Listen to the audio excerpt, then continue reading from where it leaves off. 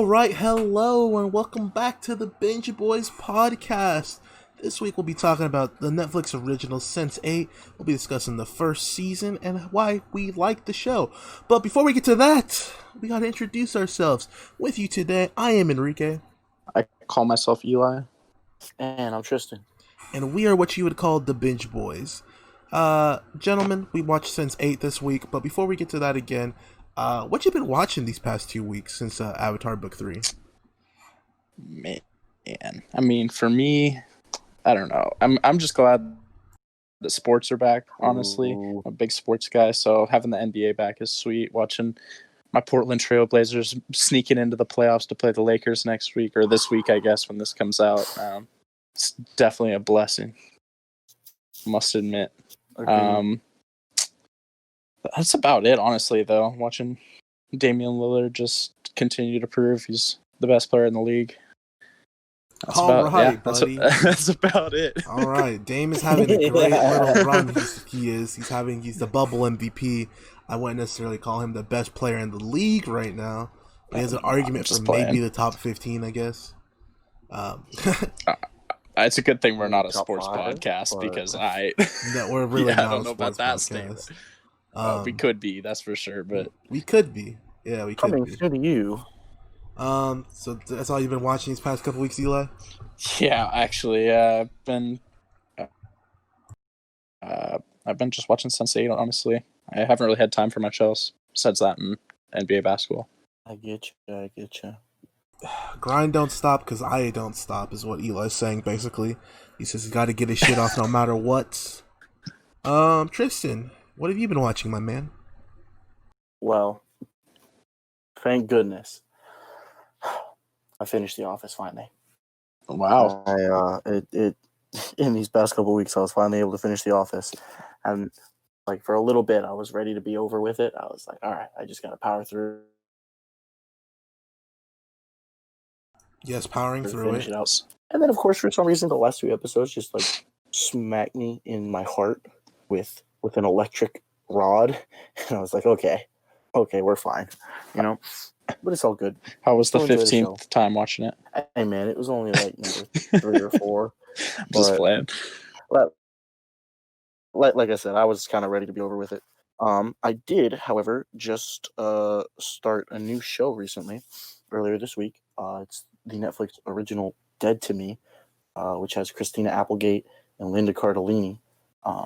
So I watched the whole first season already, and that was pretty dope. I will be watching the second season at some point in the near future.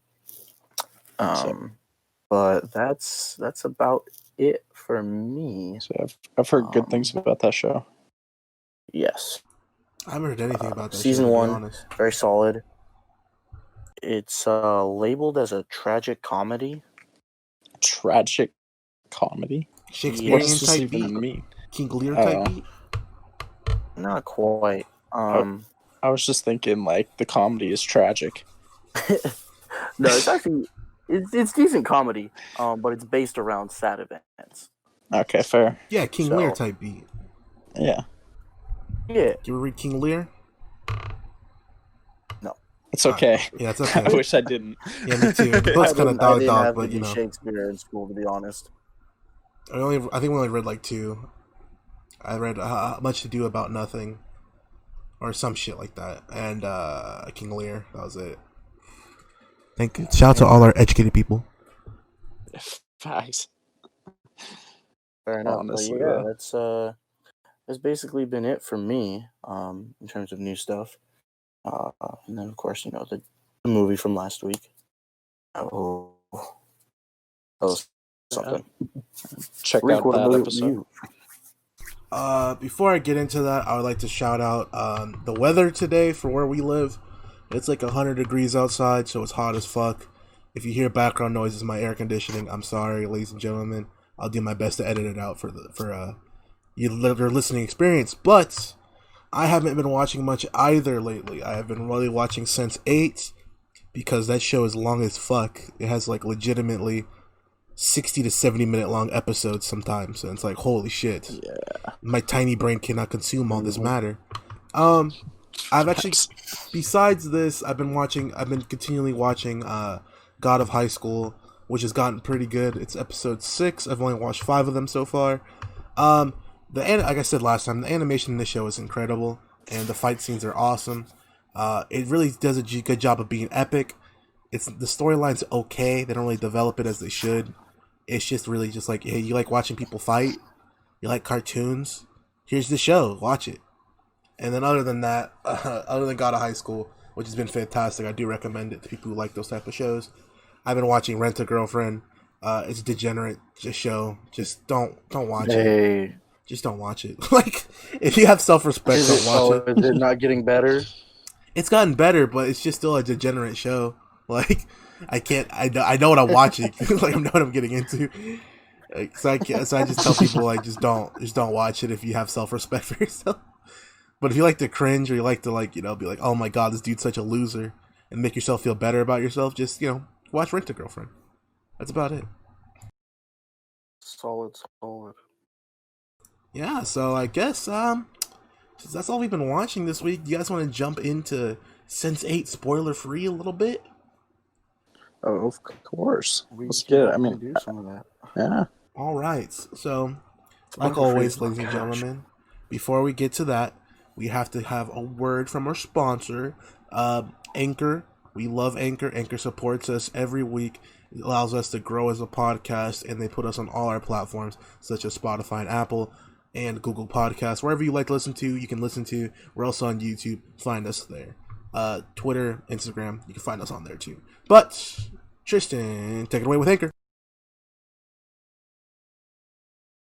All right, we're back, boys. Good job, Tristan. Good read. Oh, thanks, Eli. It's just, I feel good about that. So, Sense8. Tristan, you recommended us the show.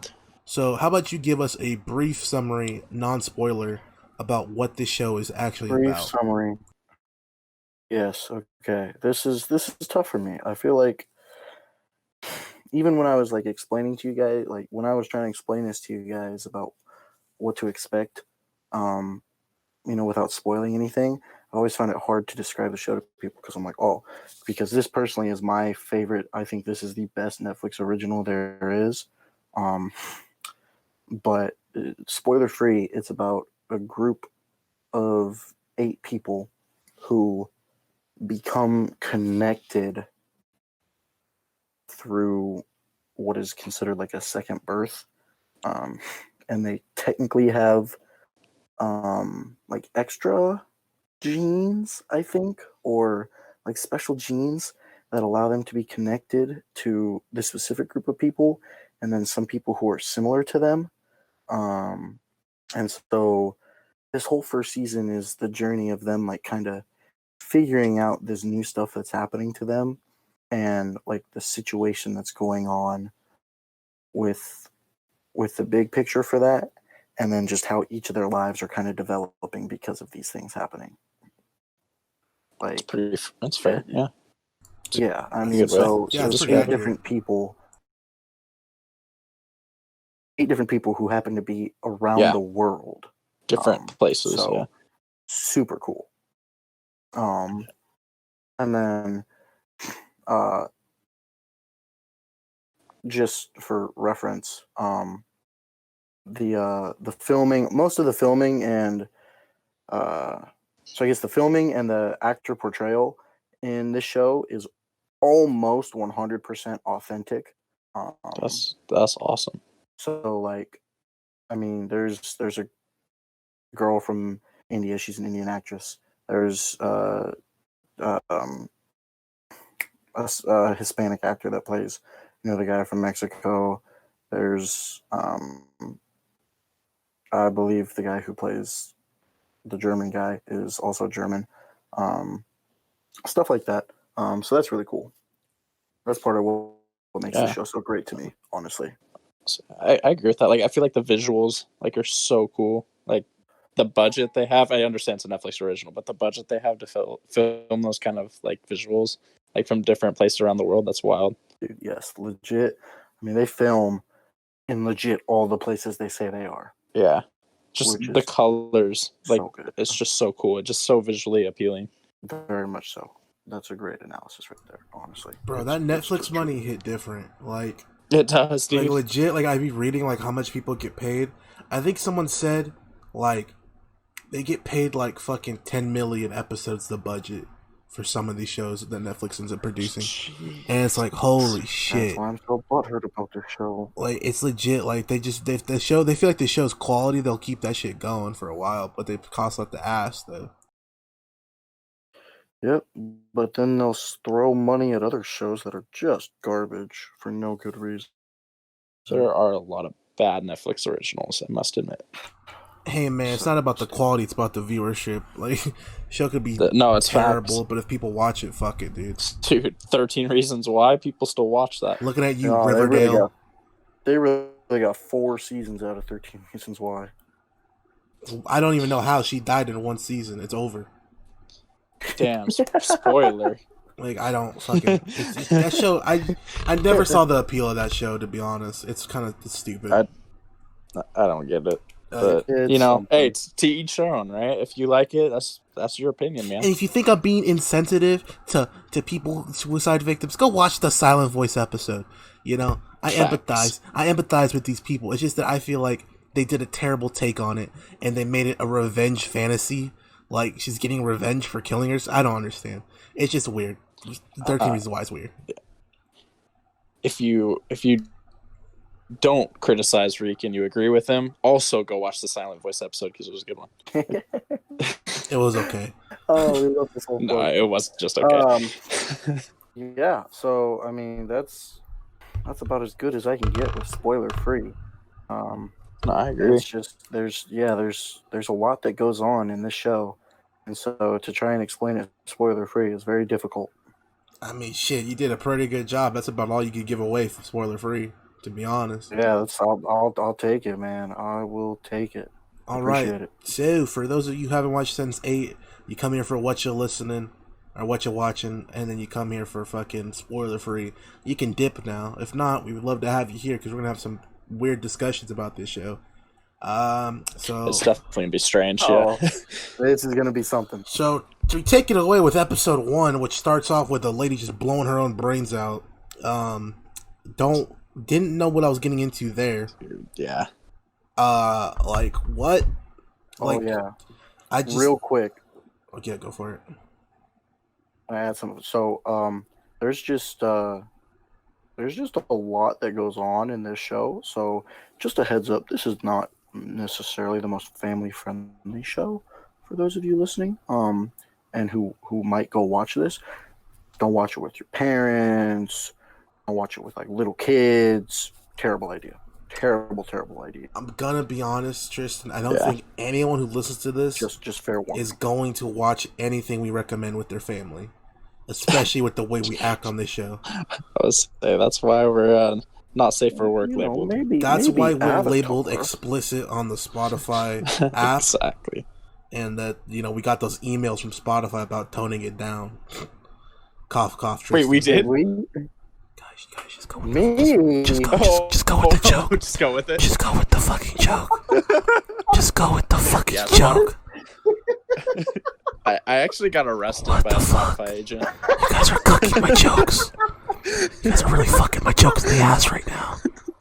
You guys are fucking my jokes in the ass like your name's We'll get to that Lito. later. Don't worry. Oh God, stop. Oh, come on. Hey, you're spoiled. You're getting there. Yeah, that's a spoiler. Real quick. But yeah, Spotify hates us. Wink, wink. But so yeah, like just it starts off with like just the two people. It's like a three-way phone call basically, where the lady can talk to both people, but the people can only talk to her. And my brain is hurting. I'm like, what? Yeah, I didn't understand. Yes, that first scene where, because it's like, oh, there's one lady in a church. She looks like she's homeless and or on drugs. One of those was definitely true. But then it's like, oh, there's another person here, but he's not here. And then there's another person here, but he's not actually there. And then she go boom boom. As the second dude actually like walks into the building. And then she And goes so boom he's boom. like literally like in two places at once. He's like walking towards her, but then he's also right next to her talking to her. And like, oh, what's happening? And then yes, she goes boom boom. So, quick shout out to the actor that plays Jonas, Naveen Andrews. He was in Lost, and I really enjoyed him in that role. My parents said the same thing. He was in Dude, Lost? he was a beast. Yeah, Yeah, Never he's the seen main Lost character in before. Lost. super good. I actually really liked it. But anyway, I just want a quick shout out to him. Oh yes. Other quick thing before she goes boom boom, Jonas and Angelica, who's the woman that goes boom boom, are like talking, and she's like in a ton of pain, and then apparently she like gives birth, but there's no baby there. So you're going, well, what does that mean? You know? Oh, don't worry. Another character gives birth then, later in the show. Oh, more and more, dude. Yeah. What the fuck, dude? We see a lot of birth in this show. Explicit birth. This was directed by the Wachowskis? Yeah. This makes way too much... No wonder. Okay, aren't those the people who made The Matrix? Yes. Yeah, okay, that makes way too much sense now. I didn't realize that they made this show. Yeah, they like that trippy shit, like, a lot. Yeah. They're good at it, too. No, I want to say, like, in the intro of the first episode, they said, like, from the producers, they gave you The Matrix. Oh, I may not have paid enough. I skipped the intro credits every time, so I didn't see it. It wasn't like... They're 2-minute intros. I know, dude. The visuals were cool. I watched it the first time, but... Oh, yeah. It's cool. Anyway. Watch it, like, once, but then you're good. Yeah. They really be on some bullshit with that. She gives birth, and then the one dude with the white beard, who we later find out we call Whispers, apparently he's going to hunt people. Yeah.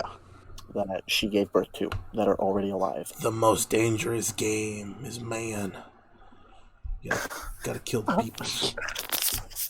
Oh my gosh. Yeah, so he goes there to black people. But, yeah, fuck that. So, skipping ahead, crazy shit happens. You start learning about the characters. The 8 people who are birthed from her fucking mystical brain fart. I don't understand. It just hurt my brain. But yeah, you start seeing everyone. Yeah. That's one way to put it. You start seeing all these new characters. And then, the first one we see in explicit detail, in my opinion, is the British/Icelandic chick, Riley. And Riley Blue. Yeah, she just talking about how she has headaches and shit. And they're like, you know what you need? And she's like, what? They're like, DMT. And I was like, oh my god, it's a Joe Rogan podcast now. Like, I don't know if you guys have ever seen the Joe Rogan memes, but like, boy, does Joe Rogan love him some DMT. And that's thankfully I knew what DMT was because of Joe Rogan. So I was like, oh, I do DMT. That shit make you trip. So they go. So then they go to do that, and then we get, I think, Lito after that, right? I don't remember the order, to be honest. Are you sure? Oh, Will. I think because I think we might see Will before Riley, because we get that scene after. Because Will is like, because she we later find out that she blew her head off in Chicago, which is where Will lives. He's a cop there, and so we see him. It is Will first before Riley, because we also see this scene of Will as a kid, like chasing after some girl, apparently in trouble. Yeah, so I feel like Will kind of dominated the first episode. Yeah, but then so after Riley, we do see. Actually, even before we see, kind of when we're getting introduced to Riley, it's like Will in his apartment and he's hearing the loud music. He's like, oh my gosh, my neighbors are being stupid. He goes over. I'm going to be honest, Tristan. If we're going to keep at this pace, it's going to be 4 hours long.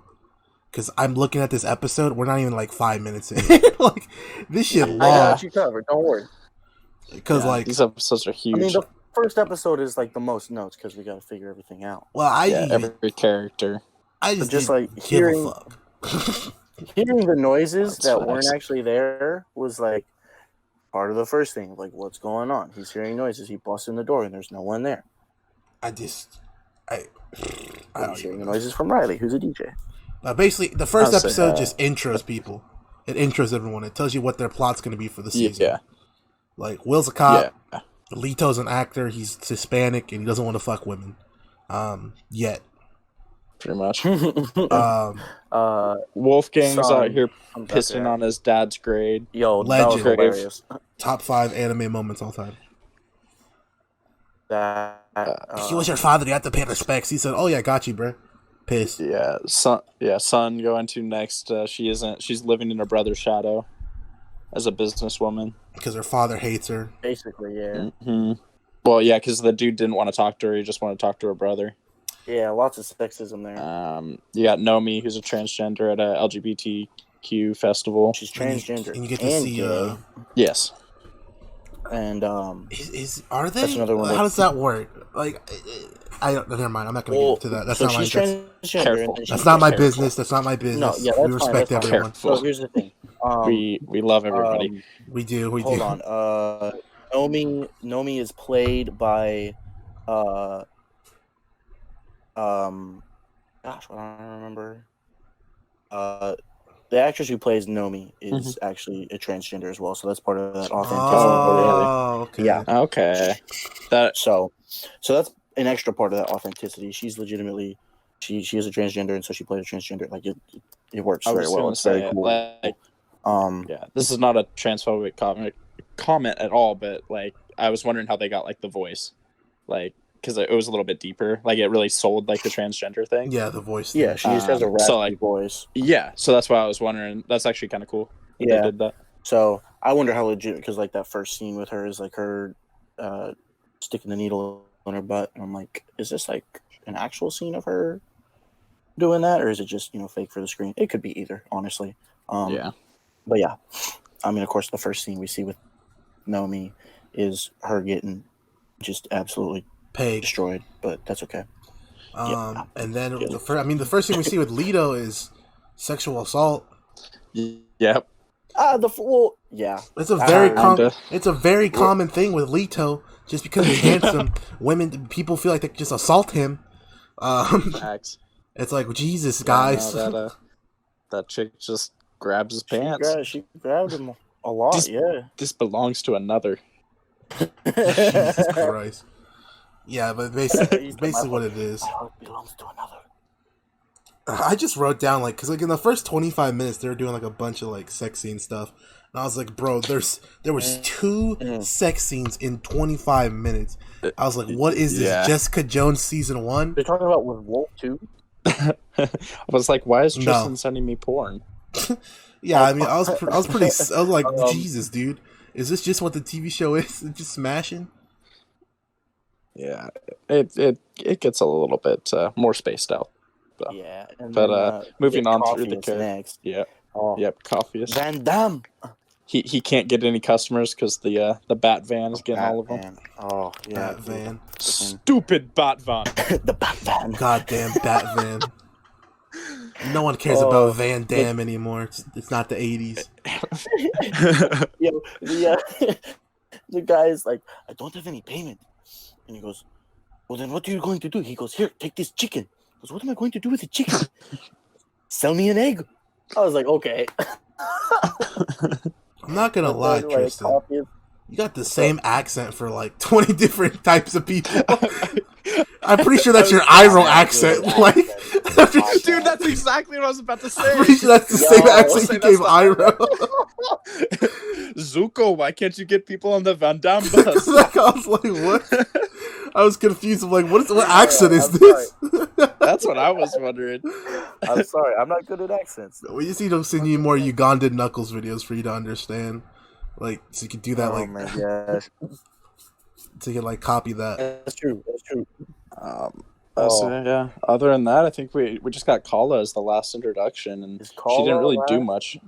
I think so. Yes. We got through all the other ones. Yeah. Yeah. That's just kind of prepping for her marriage to was it Rajan? Rajan. Yeah, dude. And then we just get different scenes of these main characters suddenly either showing up in places that they aren't actually, like when Riley is suddenly in San Francisco, in the place of Nomi, or when Coffeeus gets paid with the chicken and then the chicken appears on Sun's desk and she almost has a heart attack. Yeah. And so that's part of the whole idea of like what's going on here, all that stuff. It's kind of just like for me personally. Yeah. Go ahead. Sorry. Oh, I was just gonna say it's kind of for the viewers like conception, like for them to understand it better. Yeah, I mean, like for me personally, when I first watched this show, because this obviously is the first time I watched this. When I first watched the show, it took me until at least like episode 3 until I was really figuring out like what was going on and how some of these things were working. So that was something for me. I don't know if it I don't know how easily you guys were figuring that stuff out or not. I'm not saying that like I expect you to take forever. You guys probably figured it out a lot faster than I did. But I say it's not that I understood it in deep detail. Like I kind of understood like, oh, they're there. Like I don't know why. So I don't know. I kind of like was making connections, but I didn't really understand it at that point. Gotcha. Yeah. So like after the first episode, like the only person like I really gave a fuck about was kind of Will and Riley, to be honest. After the first episode, because because in that episode is the one where Will tries to save the little boy who got fucking shot. Yeah. And the other officer's like, leave his bitch ass. I'm like, God damn, brother. That's fucked up. I know, dude. That's fucked up. Yeah. Bro, they took him to the hospital and she was like, that's a gunshot wound. We don't help those people. I was like, okay. And then, what's it called? Who else was it? What's the other fucker? Riley. Oh, shit. Well, Riley. Riley had a cool plot line because the DMT. Yeah. The drugs. Oh yeah. Gosh. Bro, you can't tell me Wolfgang didn't have the best episode 1. No, you broke into the safe. The unbreakable. He cracked the uncrackable. He cracked that episode? From Baldhead McGee. With his boy Felix. Yeah, Baldhead McGee Felix came in there character. looking. Dude, he's a great sidekick. I'm pretty sure I've seen him from somewhere else, but I don't know what. That's what I was thinking too. But we'll continue talking, and I'll look it up. Oh my goodness, yes. So there was Will cracking the safe, and then Riley. Like the end of the episode is Riley at the one dude. I think his name was Nix or something. At his place, and like all the business went down with the drugs and the guns, and all of a sudden, like everyone was dead except Riley in just a flash. Which was lit. And now she's covered in blood. And no, that was a dope scene. Yeah, that was pretty sick. Like everyone was just like, it was like pow pow pow. It was like pop pop pop pop. I was like, well, hey, what just happened? Because like the escalation, the escalators. Like, boy, did it go from like 0 to 100. First, she was just tripping off DMT. Next thing you know, it's like, we came to rob this motherfucker. It's like, whoa, what? Why are you robbing him? What? Facts. Let's go. And she was like, what? It was like, why didn't you let her know about the plan, I don't know, before she got there? Like, the fuck? She was just having a good time. Yeah. And so that episode ends with that. And then earlier in the episode, I think Nomi fell off the bike, right?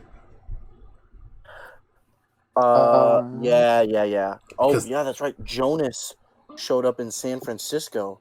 Was that already in that episode? Yeah, dude. That was that episode. That's what I'm saying. These episodes are filled to the brim with shit. Like, these have... Was that was the first or second? That was first. The first episode. Really? Yes. Yeah. All right. Yeah, that's dude, wild. Crazy. Yeah, he showed up in San Francisco and he like made eye contact with Nomi, and then she like fell off the bike. I guess you're right. Yeah. Yeah, dude. Gosh, there's so much. The only other real note I have about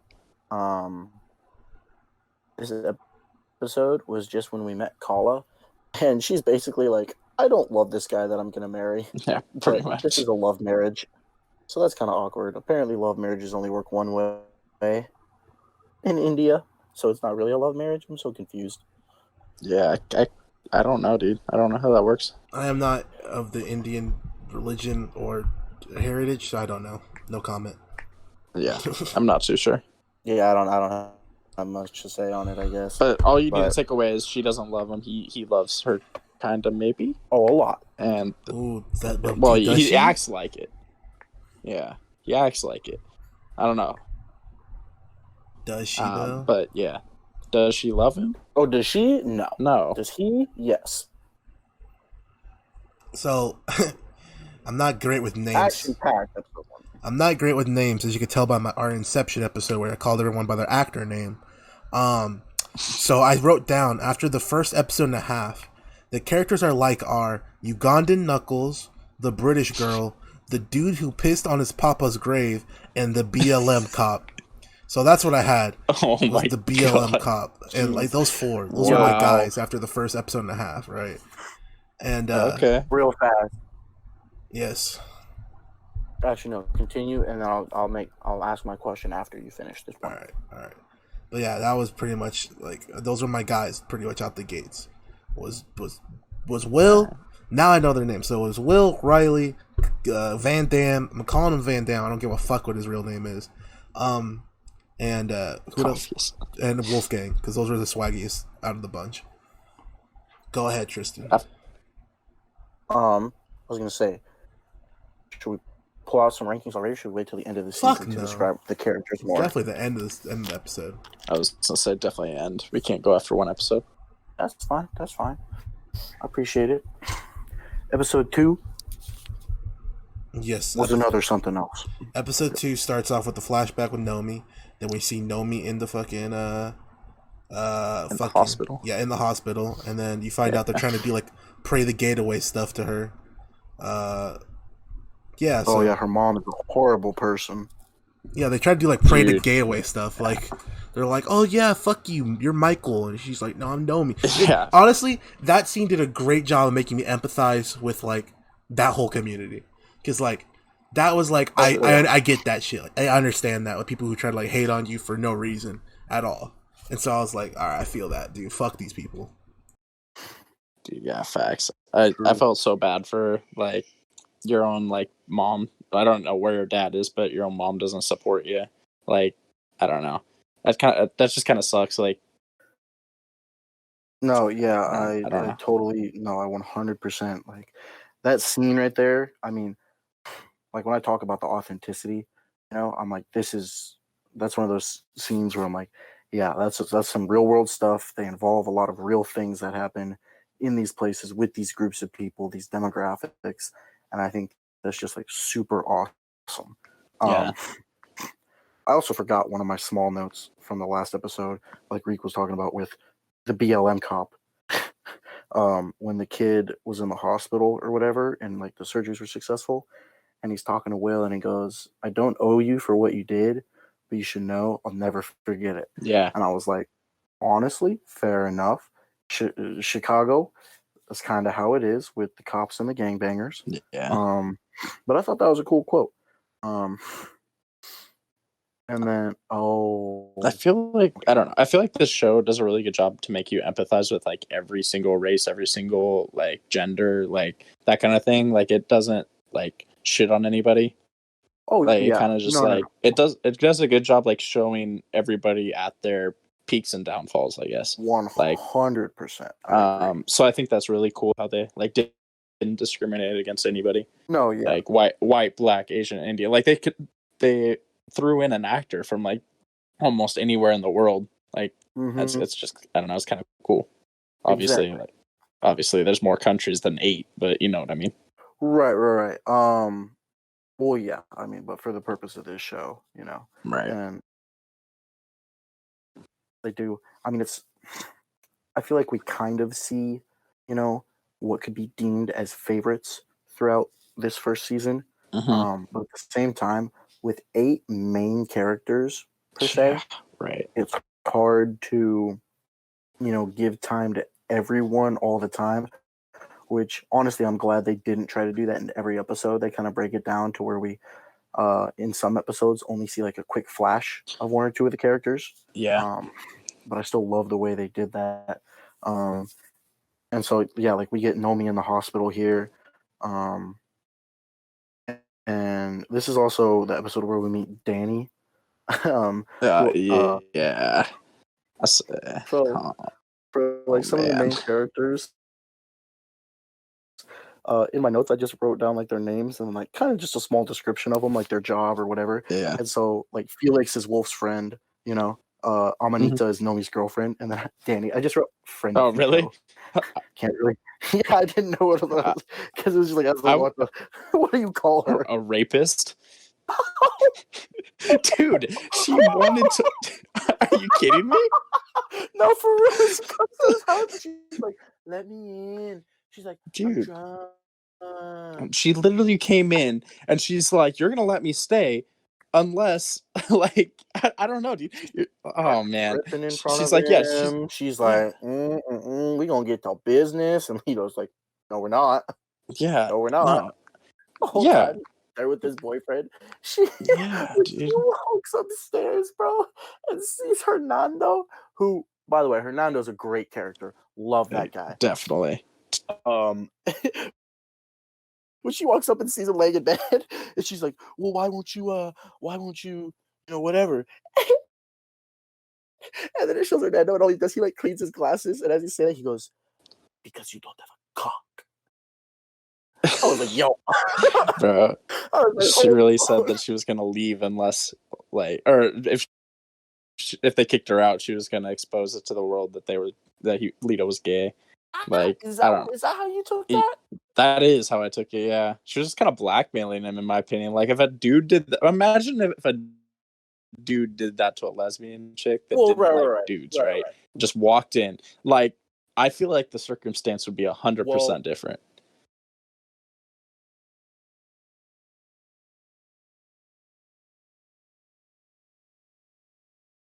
Okay, but what my first note on that threesome right now? Like, does she think? Dude, she sat in the middle. I was like, as okay, yeah. Well, she was also a little bit drunk at the time, so I don't know what was going on at that point. Like, that was one of the more confusing. Yeah. But then she was like, "Actually, this is fantastic," because then she's, you know, actually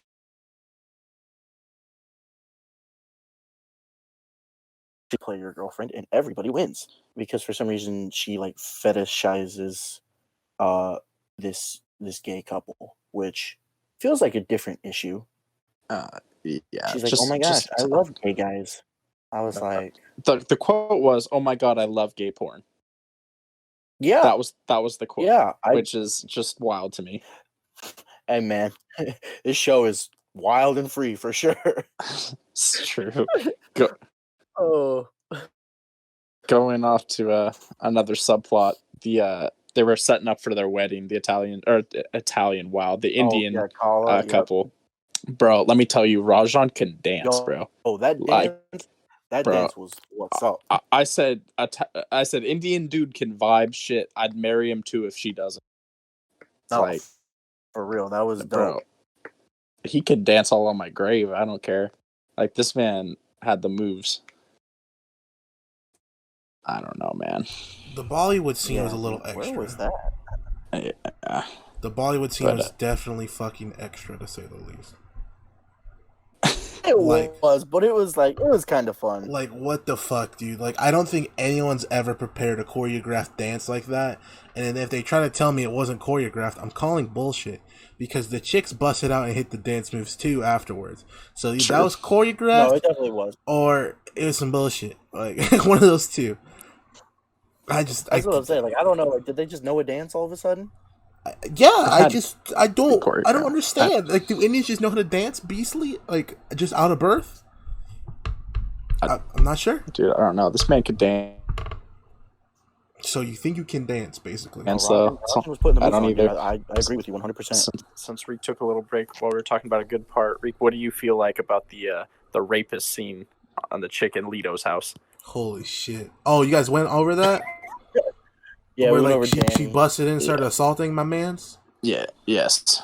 Oh my god, dude. She busted in on Lito, and he was just trying to do his thing. He was just trying to live life. And she was like, "What's up with that?" I'm like, whoa, calm down. Like, I don't understand. Like, literally what she said. Like, that's literally. No. You know what the voice in her head was saying? No, I don't. Oh no, dude. Don't say it. Don't say it. Voice in her head was saying, "Kill me, old dick twist." Oh my god, come on. That's what she was trying to do, dude. But so I wrote down. I was like, some people are cursed with the power to attract things that they don't want and never get what they want. I was like, that's sad. You know what I mean? Sometimes you don't get what you want. You get the things you don't, and then you can never get the things you do want. But then I also said, I'm once again here to advocate for men's rights. Women should not pressure men into sex, and it isn't okay if they do it on both sides. Do not Both sides, yes. do not assault men. Men do not assault women. Let's all be better. Thank you. Thank you for coming to my. That's a fact. Women do not assault women. Yes, all good. I Thank agree. you for coming to my TED Talk. Oh yeah, and then after that, she says, Lito, she's like, why don't you want to be with me? And then he's like, my heart belongs to another. She said, that's cool, and then went right back at him. Yeah, dude. I was like, wow. She said that's cool. Dude, that's literally what she said, dude. She just goes, okay, that's cool. She was feeling nasty, moody, and ratchet. It was like, dude, what is going on with her, bro? It was crazy. There's some whores in this house. There's some whores. Oh no. Oh no. Shout out Cardi B. Shout out Meg Thee Stallion. We like what you're doing out here in these streets. We support it. Some of us do. Rick does. We fully support it. Going along though, the actor that plays Will's dad, man's a beast. He's a good actor. Yes. Yeah, man was in Bad Boys and he played Cypher in The Matrix. Dude, I love He's done that a actor. bunch of stuff, honestly. Yeah. Right before we meet Will's dad, actually, though, we get like the first scene of Nomi in the hospital.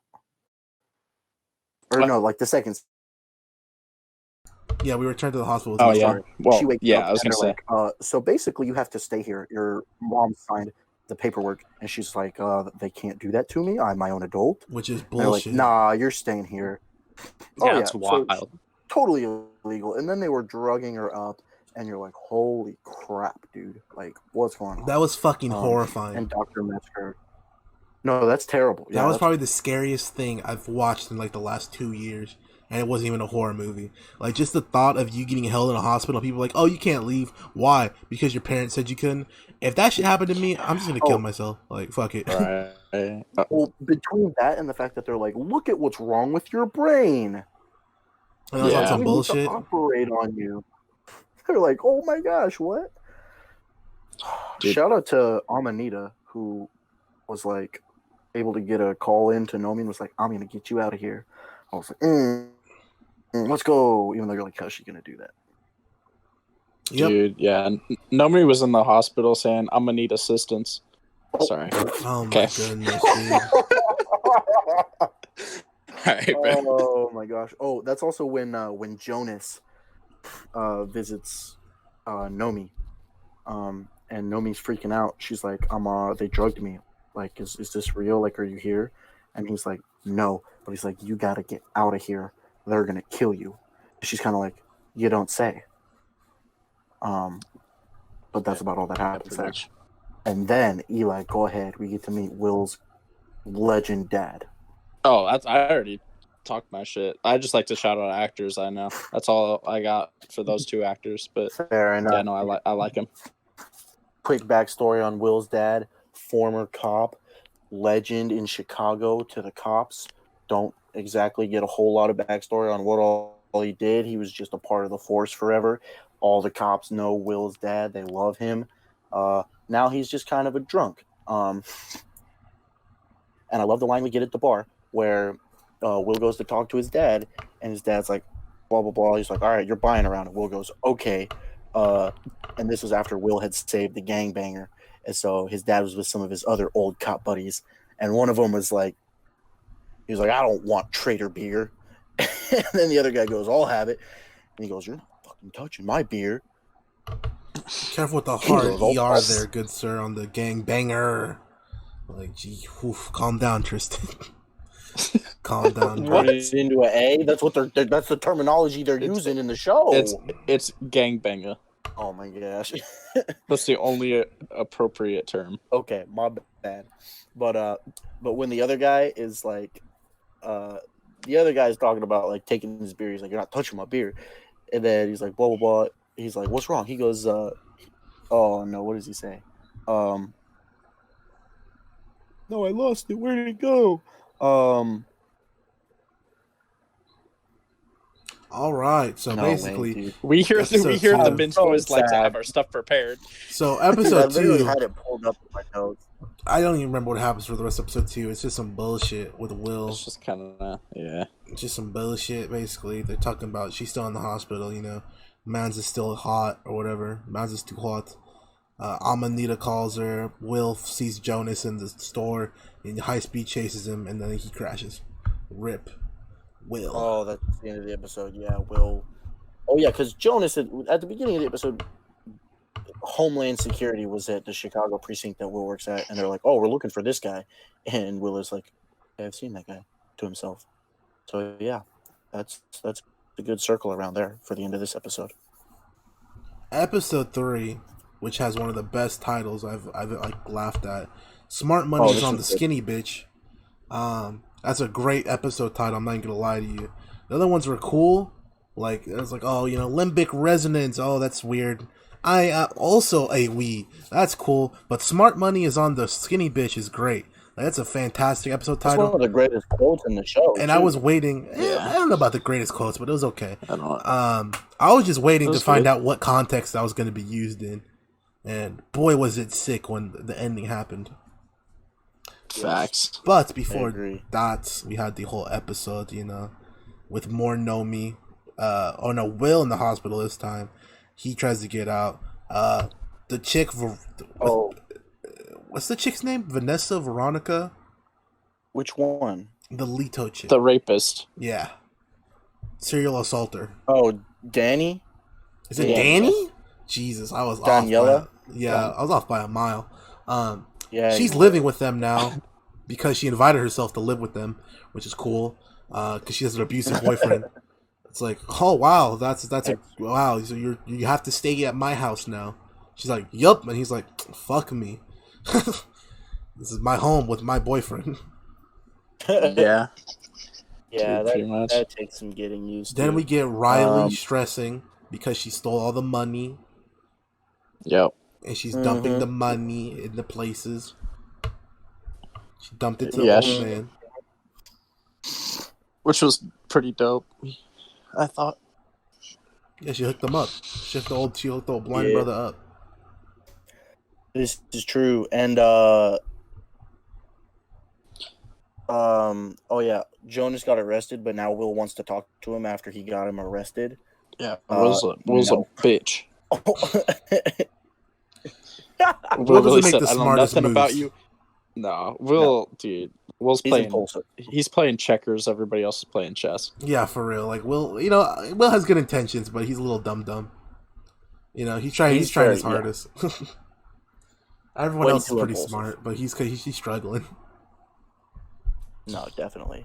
Yeah. The great line that we get, foreshadow, is when they cut to Kala for a little bit, and she goes, "I'm getting married, not lobotomized." And then they cut to Nomi, and they're basically like, "Yeah, we're gonna lobotomize you."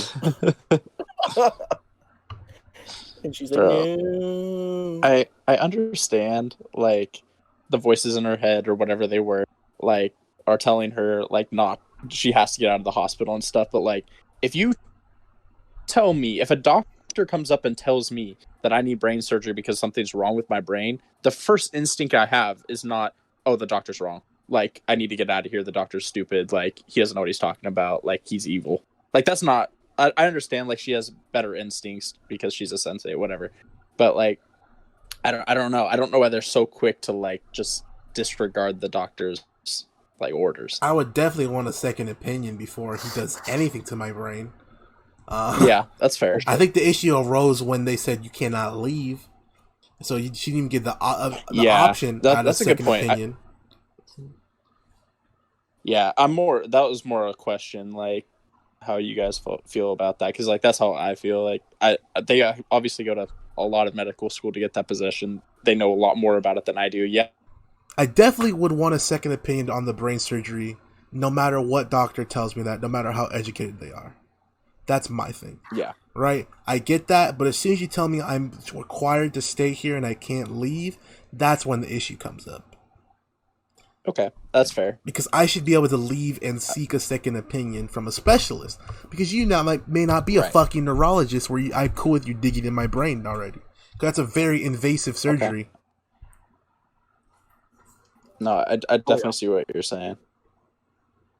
Yeah, that's pretty much why I would. No, I guess that that downplayed Nomi's character for me. Like, I instantly didn't like her because of that. Like, not didn't like her because of that, but it made me not like her as much because of how quick she is to kind of I'm right type of thing. Yeah, I get what you're saying for sure. I didn't feel that at all. I felt like she was completely in the right because legit if you told me I can't leave because the person I'm beefing with, which is my mother, says I have to stay because she signed something, I'd be pretty upset too. Especially if we were to assume that she still calls her Michael, which I'm assuming means she's tried other shit in the past to make her not be like she is now. So I would absolutely be abrasive in that moment. I'm gonna go somewhere else on my own and find out if this is real or not. Don't just tell me what it is. I 100% see what you're saying. I guess I just took it differently in that scene. And that's a thing too. Historically, they lobotomized people who were gay or any sort of trans and stuff. That was a thing. It's you're that, we're just gonna lobotomize you. Yeah. So I completely understand Nomi freaking out about it. Shock therapy on steroids, they try to electrocute it out. Yep. Yeah, no, that's fair. Yeah, no, that's a terrifying thing. So I don't blame anyone. I don't blame her for that at all. Moving on to another subplot. Coffeeist drives the van into a sketchier neighborhood. Well, no. First he goes to get some AIDS medicine for his mother because his mother has AIDS. He has the best negotiation of all time. He tells the dude to suck my dick. He tells him, suck my dick. He said, give me the medicine. He said, you pay full price. He said, I pay half price. He's like, fuck you. He's like, fuck you. And they're like, deal. And so that's how that happens. Exactly. Verbatim. Pick the money off the ground. Yeah, bitch. You really better. Verbatim exactly what happened. That was good. Verbatim. Okay, yeah. And then we get Riley. She's with some crackheads. Chilling. That's about it. She's with crackheads. Yeah. Oh yeah, her friends. And then we cut to Lito. Lito is at his home. Or not at his home, sorry. He's at the movie set. We get Lito again? Yeah. Oh yeah, we do. Yeah, we do. Oh, Lito was at the movie set. He gets the visit. He gets visited from this guy. The director's like, yo, we know this guy. He's friends with the guy who's funding this. Blah, blah, blah. He's like, oh, nice to meet you, Lito. I'm a big fan. He's like, let me take you out to eat or something, man. Let's have a conversation, you know? And so then they take some have a conversation. Him and Lito are eating at this really nice balcony restaurant. They're talking. He's like, Lito's scared because this dude's obviously in the cartel or some shit. And they keep talking, and then the dude's like, fuck it, Lito. You know I'm here, don't you? No, wait, bro. He held a knife up to his throat first, though. Yeah, he was like, "This is how I could kill you right now." Yeah. And I listen to that shit. It doesn't matter, dude. Bro, he's like, I like how you did it in the movie with the blood and stuff, but that's not how you do it. You go for the jugular. And just holds up a knife to his throat, and he's like, wait, whoa, what's going on here? Yeah. Oh. And then that was something. That's it. And then he's like, Lito, fuck it, dude. You know I'm here, Lito. You know I'm here. And Lito's like, no. And he's like, Lito, you're fucking along my life, dog. It's like, and Lito's face is like, ah, shit, dude, you're Joaquin, huh? And then he realizes that's Danny's abusive boyfriend that she's hiding from at his crib. And he's like, well, shit, he knows where I work at. He can get on set whenever he feels like he's going to fuck me up. And then we get Nomi getting drugged and then Sun doing Sun shit. Pretty much. Sun going to the underground fights. Yeah, that's pretty sick. Love it. She's a huge executive for this enormous company in South Korea. It's probably an international company, honestly. Yeah. She's just going to these underground fights. Dude, she's just a beast. You Like guys ever seen Jackie the movie? Chan. You ever seen the movie Real Steel Yeah. with no, actually, what's that fucker's name who plays wasn't that Wolverine? Michael B. Jordan? Huh? No, it's no, that was Hugh Jackman. Yeah, Hugh No. Jackman. Oh, yeah, was it Hugh Jackman? Yeah, it was. Okay. He looks really Okay. different in that movie. I know it's weird, but it was Dude, Hugh I haven't Jackman. seen it forever. And Real Steel. It looked like fucking the Real Steel fighting area. Like that's the first thing I saw because all the blue lights in the dark and shit. I was like, oh, this is Real Steel. Yeah, that makes.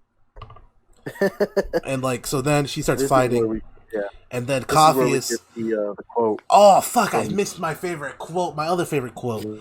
So Coffee got jumped and got robbed. You know, because it's fucking Somalian pirates pulled up on him. Bro, I have a comment about that. The robbery. Bro, I don't know if you guys noticed, but after the robbery, when they're all getting in their cars, one of the thieves did not open the door to the car. He jumped through the window for no reason. Like, everyone's rushing to the car. Everybody's opening the door to their cars. This man just randomly jumps through the window instead of just opening the car door like a normal person. Eli, you don't realize. Like a baller. Eli, you're not seeing the storytelling here, bro. They're trying to tell a story here, Eli. The story what is it? That the fucking car is a fucking hoopty. And because the car's a hoopty, that door doesn't fucking open. So he's got to jump through the window to get in because it doesn't open because it's a fucking hoopty.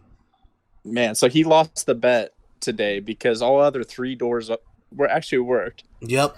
And he got the And hoopty that door. one didn't. So man had to Michael Jordan cross legs, tongue out through the window just to get in the car. Man's had to do the Jackie Chan from Rush Hour where to split through the little slit at the bank, like at the bank tellers.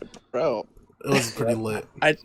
I just felt bad for my man because everybody else realized what it was like to actually open a door, and he was last one in because this man took the hard route by just boing into the door. But yeah, so he gets robbed by the Somalian pirates. And you know he tries to play it off, just gives him his wallet. Like, is that all you got? And they're like, you got more than that, bitch. And he was like, no, please don't search me. And I guess he shoved the medicine in his like pants, thinking that they wouldn't search his pants. Yep. And they're like, nope, we're taking your shit off, dog. Let me see that butt. And they're trying to take his butt, so they pull that shit off, right? And then he's like, are you fucking with me? You had other shit on you? He's like, please, that's for my mom. Please, man, please. And then he's like, please, you can't do this. He's like, we are the superpower. We do what the fuck we want. Damn, that was a great impression. I'm not gonna lie to you. And Coffee's just like, and then like they take off, and then we go Real Steel. And he's literally, I feel bad because he's lying there just like with his pants off, crying. I'm like, come on, man. And then we get Real Steel, son. And then Coffee decides, fuck it, I'm gonna go get it back one way or another. And he goes and gets fucking clobbered on. He's just getting the dog beat out of him, bro. He's getting fucked up, kicks to the mouth. They're fucking just ready to fuck him up. And then Sun transports and does like a dual thing where she's fighting as herself in Korea and she's fighting as Coffee in Uganda. Yeah. Well.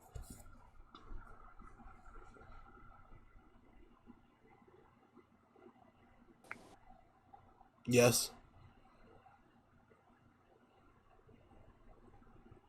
So yeah, she's fighting as herself in Uganda. She just starts beating the dog shit out of everyone in Uganda, even though they have knives, machetes, and guns. It's pretty wild. You know what I mean? Like, how can she really take on these people who have guns? And we all ask ourselves this question. And she really just does it, and none of them kill anyone. Yeah, that scene was one of the dopest scenes because even right before Coffee got his ass beat, he was in trouble and Will took over and took the gun off the dude and knocked him out, and then he started shooting at the guys as they were coming, and then yeah, Sun took over like you were saying. Oh, dude, it's just such a dope scene when she's just beating the living hell out of all of Coffee's guys and the dude that she's facing in the underground fights. I was like, let's go! It was super lit. She was just putting in the work. That's a Fact. Dude, that was a sweet scene. That's what made me like Sun. Like I was like, at least she has something badass about her. Dude, she's so dope. I absolutely love it. Yeah, that's about episode 3 though. Was that the end of episode 3? Was that pretty right much? There? Pretty much, man. Say the last scene was beating ass. Well, anyway, 4th episode though. This one was just. This one was not as action packed per se. Let me tell you though, whoever paid to get their song in this episode definitely got their money's worth, because I heard the song that they put in for 20 out of the 55 minutes at least. What's going on? The characters were singing it. Like, it was going on in the background the entire episode. I'm like, somebody definitely got their money's worth on this ad. 4 Non-Blondes, man. What's up? Dude, I love that song so much. Oh gosh. We're not promoting this song like Sense8 did. That was a great scene though, to be honest. It was. That's at the end. Yeah, bro. That was good. I said that Coffeeist could sing at my funeral. This man has a voice. Like, legitimately, that was probably one of my favorite scenes of the whole season. That was the first scene, I think, that all 8 of them kind of meshed together. Shared together. Yeah. Where they all got the same stuff. Yeah. That was a fun one at the end of episode 4. It's also the first scene where we see that Wolfgang and Kala have like a thing going on. Yeah. Because they start duetting the song, and he's just looking straight at her, and she's looking straight at him, and there's locked eyes singing the song. You can tell the vibes are there. True. Dude. Gosh, yeah, dude. This was actually a decent Sun episode too. She took the blame for her brother. Well, I don't know if that quite happened in this episode, but like she confronted her father, and her father was like, "Oh, this has been going on," and she goes, "We both know who that is." And then like her brother's at like the strip club, and she goes and she starts beating ass to collect him, bro. Dude. She was just taking dudes out left and right. She wasn't there. She's like, "We have to talk." What I meant by she takes blame is her brother. I was like, her brother's a bitch, because he was like, please go to jail for me. I can't go to jail. Like, please go to jail. He's at her knees, like begging her to go to jail for him. Like, what a pussy. Embezzling. That's what I meant by that. Right. I know what you're talking about. I get what you're clarifying though for. Yeah, I literally had the same note that you mentioned about Sun's brother. Yeah. Go ahead. I would say that's like the one note I actually had. This episode was actually very slow. It was a little bit. This is actually the episode. So Will tries to go see Jonas, but they won't let him. He tries to pull in a favor from his cop buddy, and he starts speaking Korean to his cop buddy. And the guy's like, I didn't know you spoke Korean. Because of course, side note for this whole show, technically, every time we see different characters, technically speaking, they're speaking in their home language, like their native language. But they actually speak in English, because this is an American show, blah, blah, blah, and stuff like that. Yeah. So that's why we get like Will speaking Korean to his buddy, and then his buddy speaks back to him in Korean. I didn't know you spoke Korean. He's like, oh, I do Taekwondo or whatever it was. I was like, that doesn't make sense, course. But yeah. It's a weird thing. But then Jonas, this is when we finally get some explanation of the stuff that all the Sense8s have been doing. And so Jonas explains like visiting and sharing, which provides a whole lot of clarity. It provided a lot of clarity for me personally. I don't know about you guys though. No, I feel. I don't know, man. This episode was just very, very slow. Yeah, because the end really was them all singing, Colin Wolf doing the duet business. They were feeling each other. Yeah, I did like this the scene. Oh, But- there's one other thing in this episode that's huge, and that's Nomi escaping from a hospital. Oh, is that this episode? Yeah, I don't remember if it was this episode or the one before, but Amanita, she was like, I'll burn this place to the ground, before I let them cut you open. And she actually set fire to the waiting room at one point, right before Nomi was about to go under. And so they pulled her back out, but then they were going to take her back to surgery, and Will, like, takes over her body, and Will, being a cop and being a bad kid as a cop's son, knows how to pick handcuffs. So he gets her out of the handcuffs and then like escapes a little bit. And then Nomi gets her, or not Nomi, Amanita gets Nomi up out the building. And they escape from the hospital. All the while they're like, where'd she go? And they got bested by a drugged up girl and a random civilian, basically. So that was kind of fun. No, yeah, that was this episode for sure. Yes, and then the other thing we got was Coffeeus. They were driving the Van Damme, and they got like pulled off the highway, and they were like, "We want Van Damme to come with us," and he got recruited by Silas Kabaka. Silas, Tobacco. the big head, not like he's got a big head. I mean, he's like the head of the company, like rich man. Yeah. I like Silas, honestly. I think he's a pretty good character. He's interesting. He provides an interesting angle to the Coffee storyline, that's for sure. Yeah, that's about it for this one. 5 was kind of 5 were both kind of slow for me. Yeah, 5 was much more like learning about the characters, because I mean we start the episode with Sun waking up on her period. Yeah, and she's going through all that, and then Lito's sharing her feelings, like he's feeling what she's feeling. Kind of. He's all on the movie set crying. Then him in the car too. He's just crying. He's like, Hernando. He's like, what do I do? Bro, I love how this man warms up for his scenes too. If he's in a mood, like some man just bop, bop, bop. He's like that one British rapper. Oh my god, Big Shock, dude! Big Shock was acting in Lito's body. That's awesome. But go ahead. I was gonna say I really don't have too many notes for this episode. Besides like the end of it, but yeah, I don't know. I only have a couple.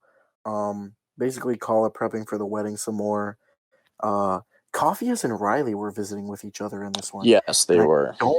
I don't remember the full context of their visit in this one. It's because he was delivering the drugs for the guy. He was delivering the drugs that turned out to be fucking coconuts.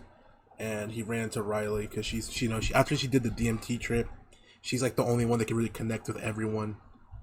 I think she's the only one that does it, that connects with everyone, like except for like a few moments when everyone else does it. But she meets with everyone individually, I'm pretty sure. Like on her own time. She's just about everyone. This is something I'll have to keep a little more track of going into next season, but just like who talks with who the most, well, I mean, it's obvious for at least a couple of them. I'll say it. Sun and Coffeeus definitely. Yeah, Sun, Coffeeus, Wolfgang, Kala, Will, and Riley. Yeah. And then Nomi does Will and Riley a lot too. I think mainly Will. Yeah. I think honestly in season 1, Coffeeus visits with one of the other ones. It's just some of the most pure interactions we get to see. He's just such a good dude.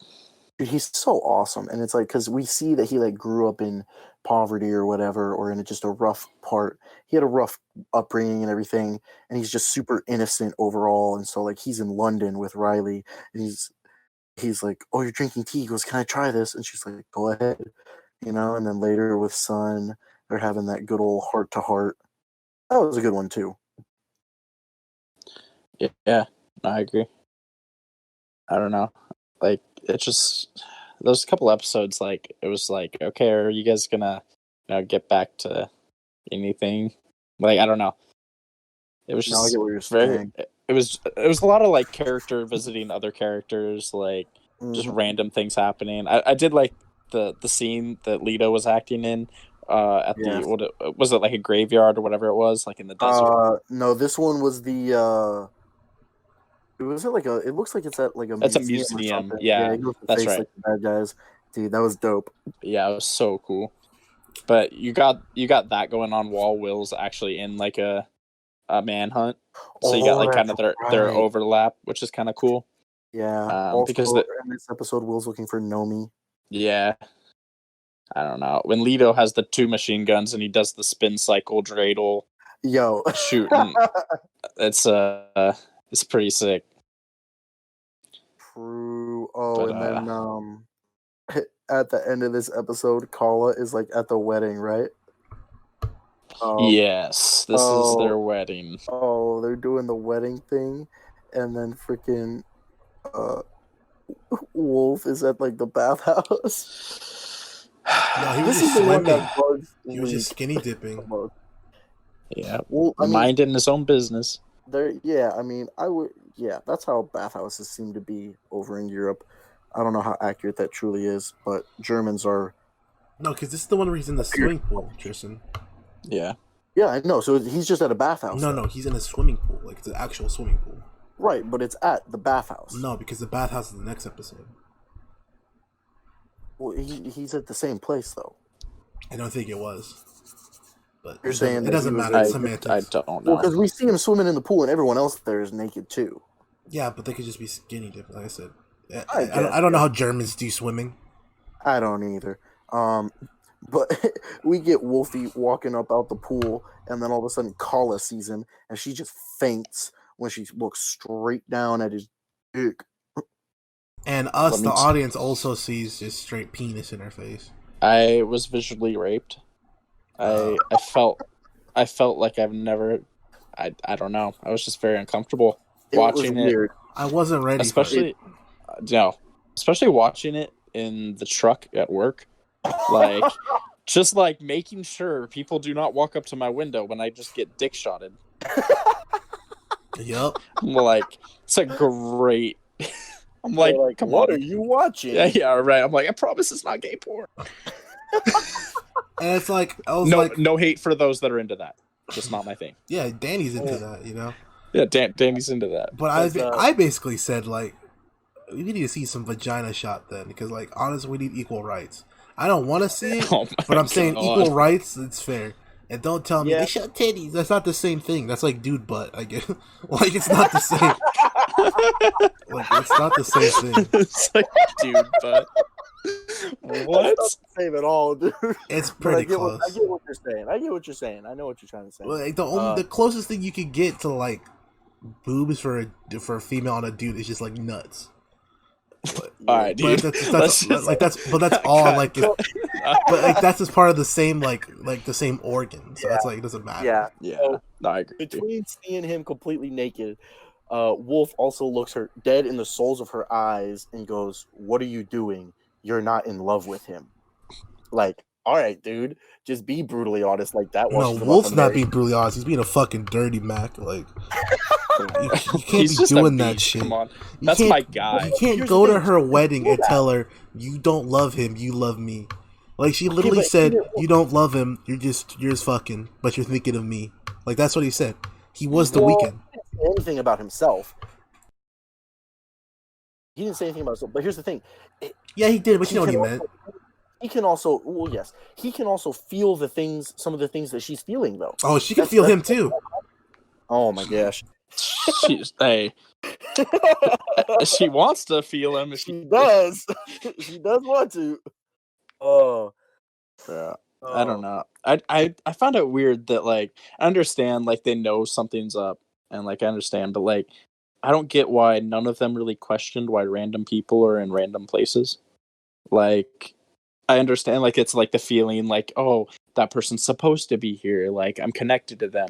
But like they didn't like know that in the first couple episodes. I guess I'm flashing it back because I just have it written for this episode. But like, they don't really say, "Wow, why was that person in my bedroom? Wow, why was that person naked at my wedding?" Like, when they weren't really there, like, something's wrong with me, or like, why? I feel like they don't question it enough, because I'd be questioning it. Oh personally. yeah, and they're still just trying to figure it out. And here's the thing: like most of them, I think at this point, Riley might be the only. Like you guys were mentioning earlier, with like how she visits everybody.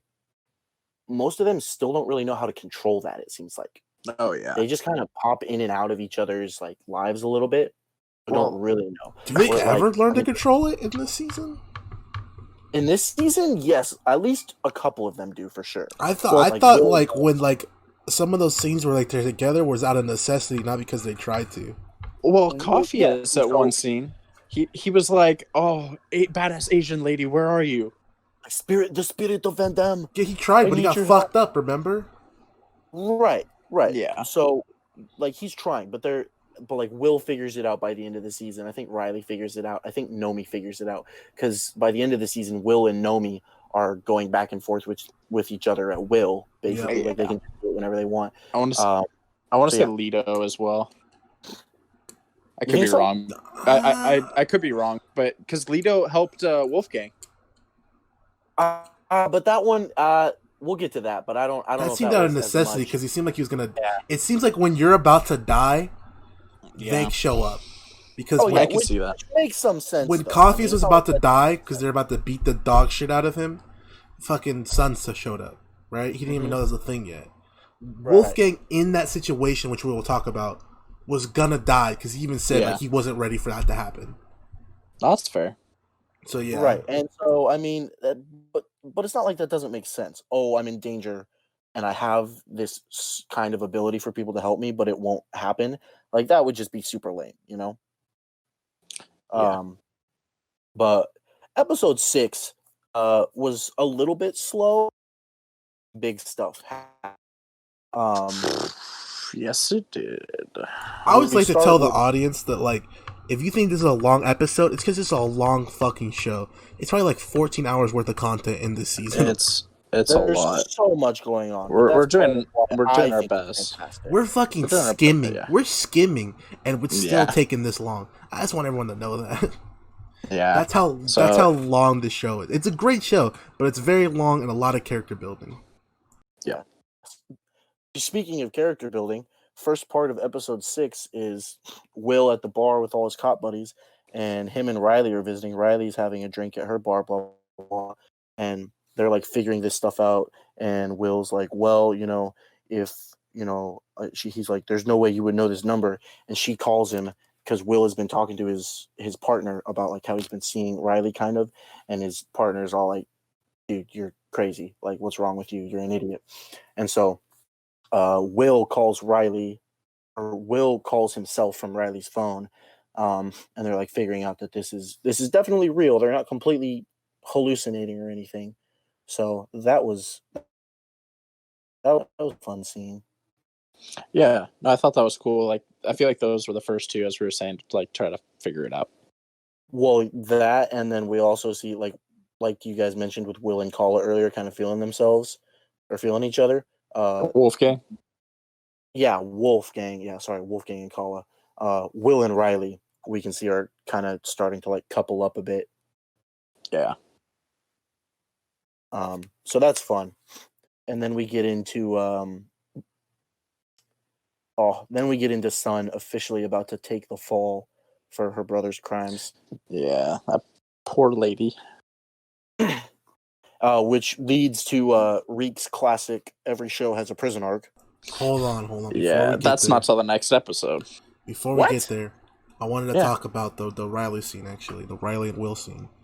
Mm-hmm. This is the scene where the ship sailed, right? This is where everyone was like, all right, they're cute together. We need them to be a thing, right? Uh-huh. Isn't that where you guys were like, all right, I got you? Yeah. Oh, I saw it before that, but yeah. I feel like most people did. This is over the top for sure. All right, Will was dirty back into that fucking bar, dog.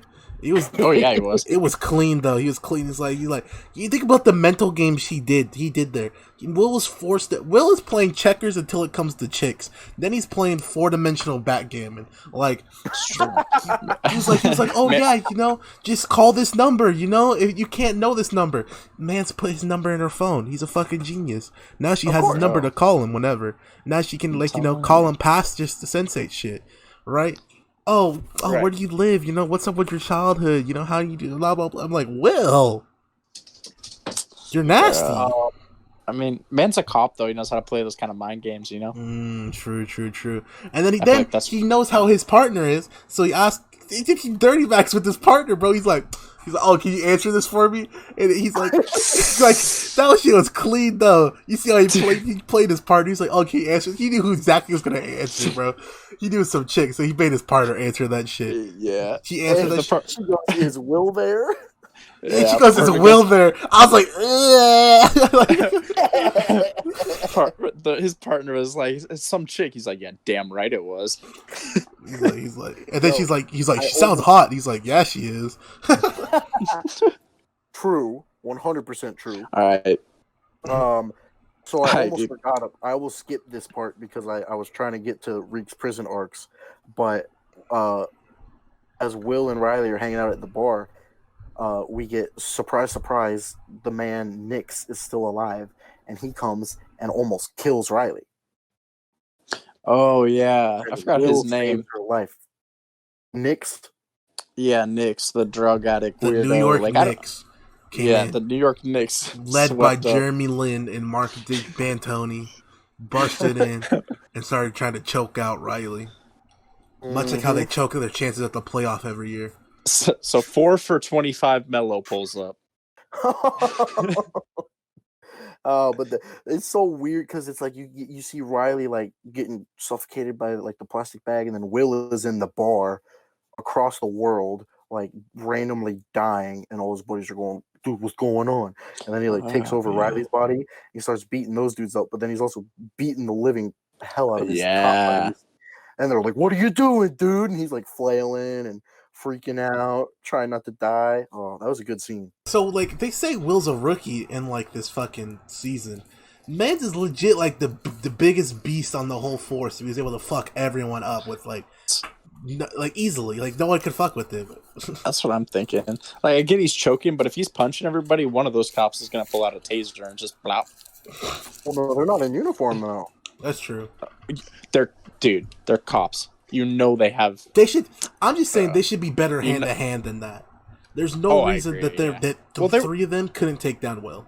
They were trying to help him, and he just kind of was doing the windmill punch. Yeah, that's true. He was doing the Lito double gun. Yeah, exactly. If you're in the way, you're getting hit. I don't know, man. I just know one thing from this episode, man, and it's not what I want to remember. Let's just say that. You know what? We'll tread very lightly over that scene. Is it the orgy? Yeah. Yeah. It's episode 6, right? Yep. Let me just say, also, watching it in a work truck, very awkward. All right. Yeah. Oh, hold on. The next part, before we even get there, thank goodness this is before we get there. I know Reek said he wanted to talk about this. Yes! That's what I was going into. We have Lito, Hernando, and Danny at the wrestling match, which was pretty cool. Mm-hmm. Sunday! WWE Super Slam! And I would like to tell you guys about the wrestling. Oh, So, during this episode, we see multiple wrestlers, right? Which are real-life professional wrestlers. If any of you are international wrestling fans, you would know some of these people. They talk about La Parca Negra, which is La Parca from WCW in the 90s, who still wrestles, but now he's a bad guy, so he's black now.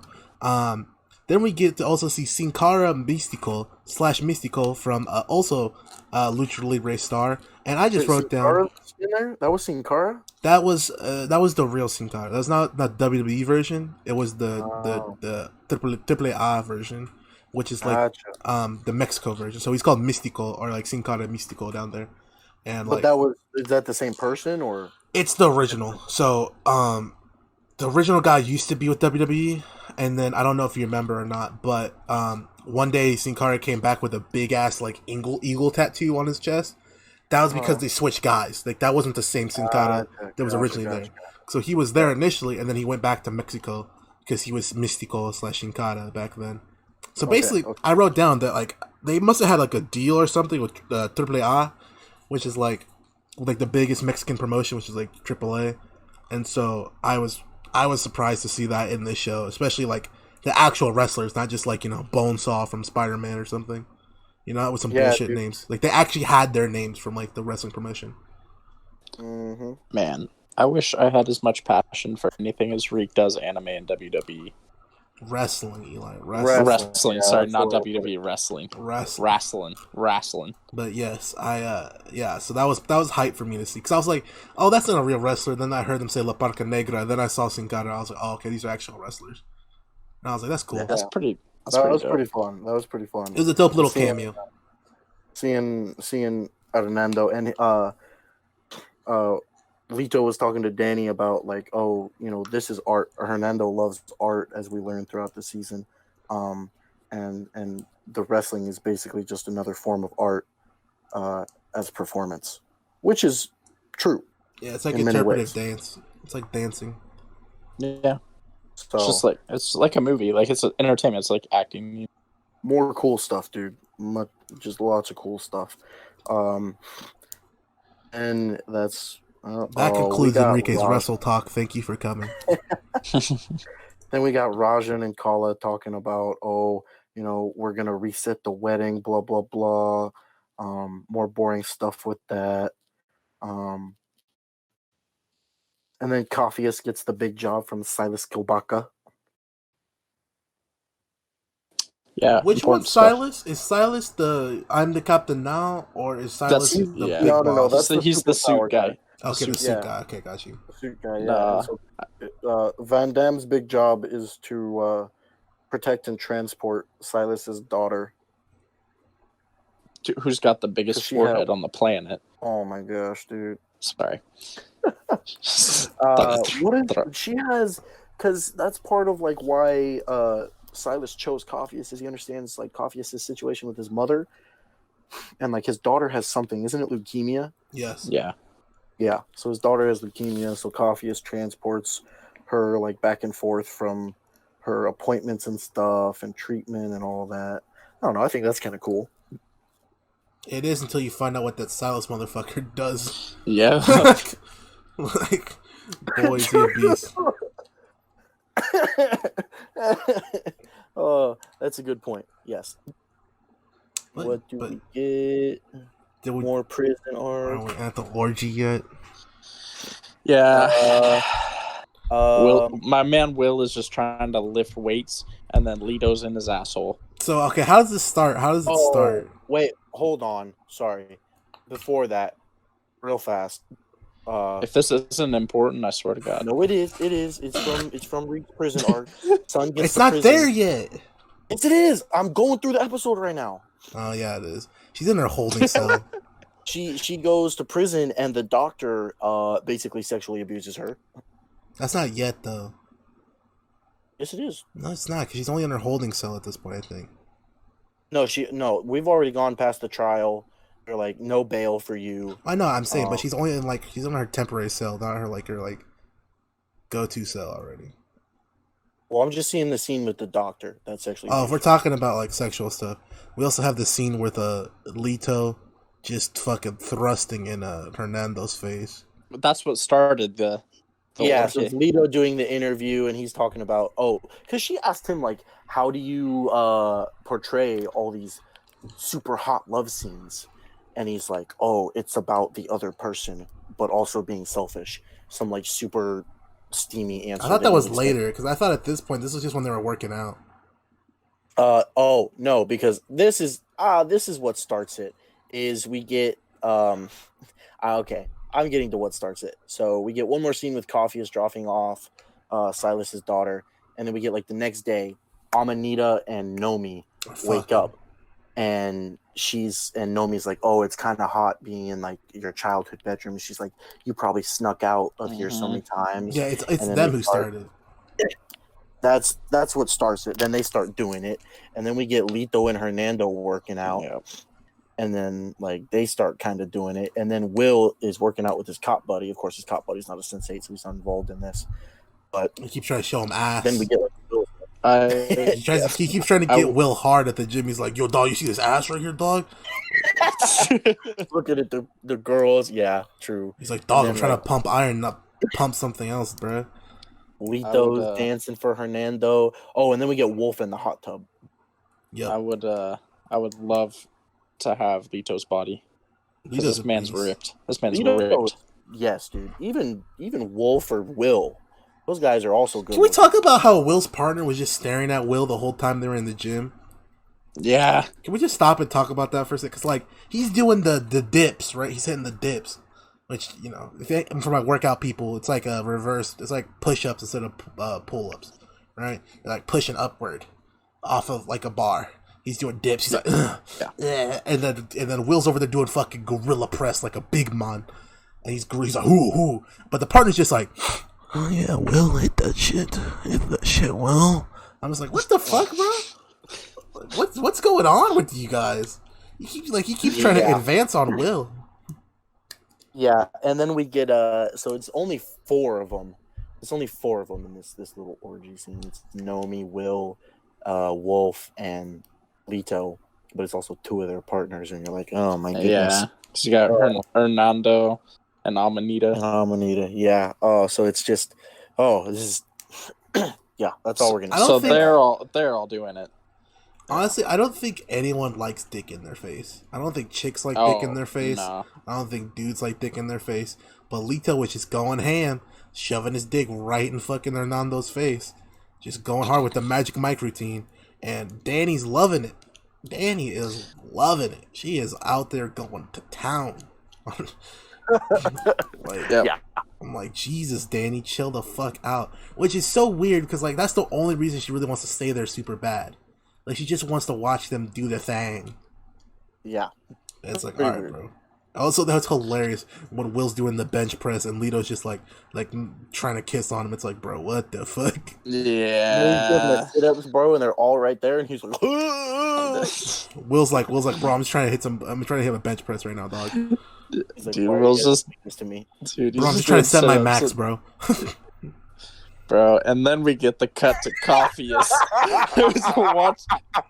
was trying to just watch his movie, and this man's just busted Van Damme. Yeah, no, he makes a decision to like do it. I think or something. Yeah, no, he's just adjusting because he's like he makes a face like, why am I hard right now? He's like, fuck it. I think Will had the funnier one though. Where like he's lifting, he's doing like bicep curls. He's doing the sit up. Yeah, he's doing steps. He's just like, he's like, what the fuck? Around, he's like, you wouldn't see that. Yeah, he's at the gym, like public gym. Yeah. Dude, imagine going to the gym and just looking at a dude doing sit-ups and he just goes, oh! Imagine if he was wearing light gray, bro. Oh, God. You're fucked if he was wearing light gray. Ripped to that guy, yeah. Yeah. Oh, my God. Thank goodness he was wearing black shorts, bro. Bro, Will's got to make better choices than to bust at the gym. It's not his fault, man. Oh, it's his fault. He should have just slapped Lito, metaphorically. The funniest part to me, too, was when Kala walked in to the hot tub with Wolfgang.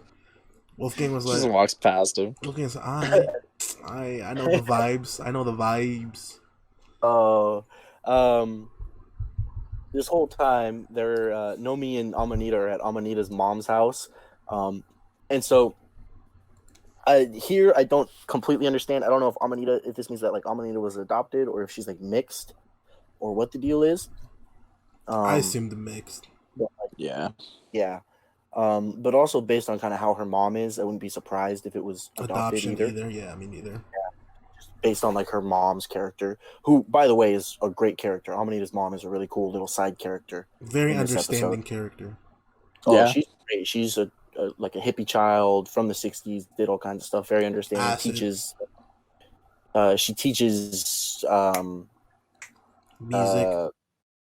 She teaches something at one of like the schools around, but it's super cool. They learn from her, and then they go we get Riley and Sun visiting each other when Sun first gets to like her holding cell. Yep. And I think that's the first time Riley and Sun meet. Riley has to be like the most wholesome character so. of the bunch. Maybe other than Coffeeus. I was gonna say Riley or Coffeeus.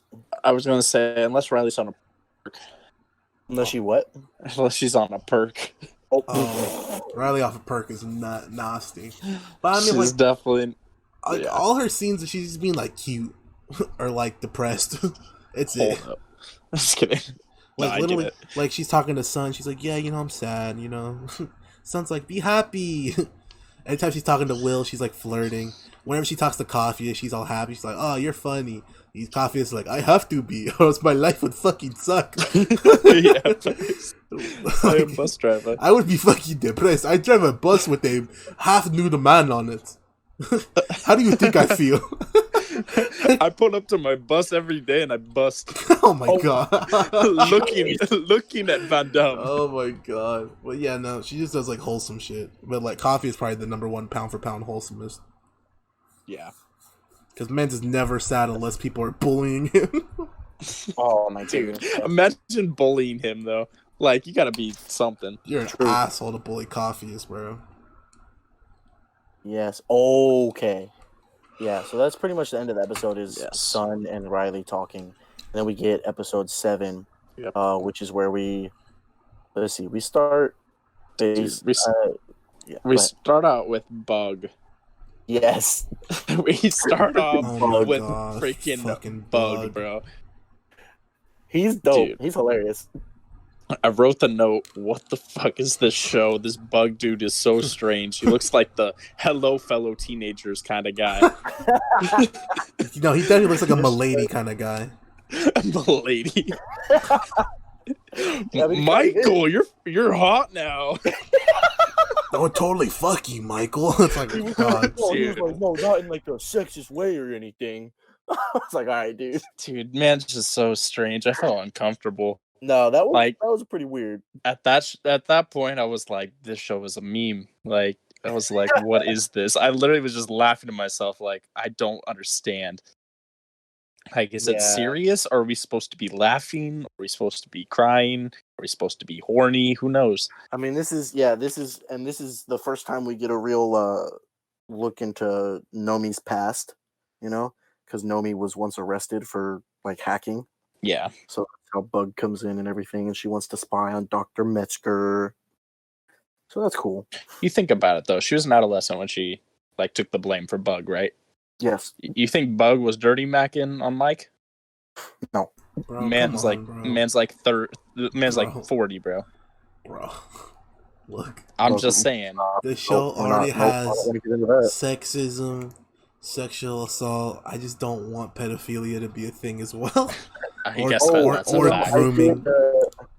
I did forget to make that note earlier that I wrote down. This show does cover a lot of social issues, which I think it does. Cool. Yeah, that's like the point, isn't it? Like, that's like the underlying message is that even in that we're all different, we're all connected and the same. Like, I thought that was pretty obvious to anyone with eyes. Yeah. Like, everyone's a different nationality. Everyone's fucking has a different way of life. You got the transgender one, you got the gay one, you got the fucking Hispanic, white, black, German, Indian, different religious shit, because, Kala's whatever the fuck she is. Mm-hmm. You have the cop versus gangbangers saving the black kid. That's just an issue, like, right now in our world right now. It's like calling them BLM cop. Exactly. But yeah, so it's like, I mean, it's obvious that while being a TV show, the overlying message is like, be nice. Don't be an asshole. Yeah. Be kind. True. But so Bug, we're introduced to Bug, which is it's something. It makes me uncomfortable. That's fair. I maybe my least favorite character of the season. Really? Bro, I'd have nightmares about him, honestly, if I knew him. Dude? He's awesome, bro. Dude, you're tripping. Bro, what he said, he said, I totally would fuck you, Michael. Yeah, what the hell? I'm not okay with that. Bro, he had the shit though. He had like what you need. You need CDs, DVDs, essential oils, cigarettes, weed, heroin, LSD. What you could need, Bro, I got it. Speaking of cigarettes, why is everybody in the show smoking cigs? It's just a normal I feel like thing. It's only No. like half of them. I don't know. I felt like it was a main theme in like the first couple episodes. Like, Yeah, I understand like a lot of people do it, but like it's not that common nowadays. Like In as America, common, I it's should not say. so common anymore. I guess that's true. But if you think about it, the two people who smoke the most are Wolfgang and Riley, and Wolfgang's Son. and Son. Cigarettes too. Yeah, And that's it. I guess Wolfgang's that's true. in Germany, which is definitely has a lot of tobacco stuff. Yeah. Riley was in England for the most part, which also has a lot of tobacco. And Son, I don't know a lot about South Korea, but I'm pretty sure they smoke there still.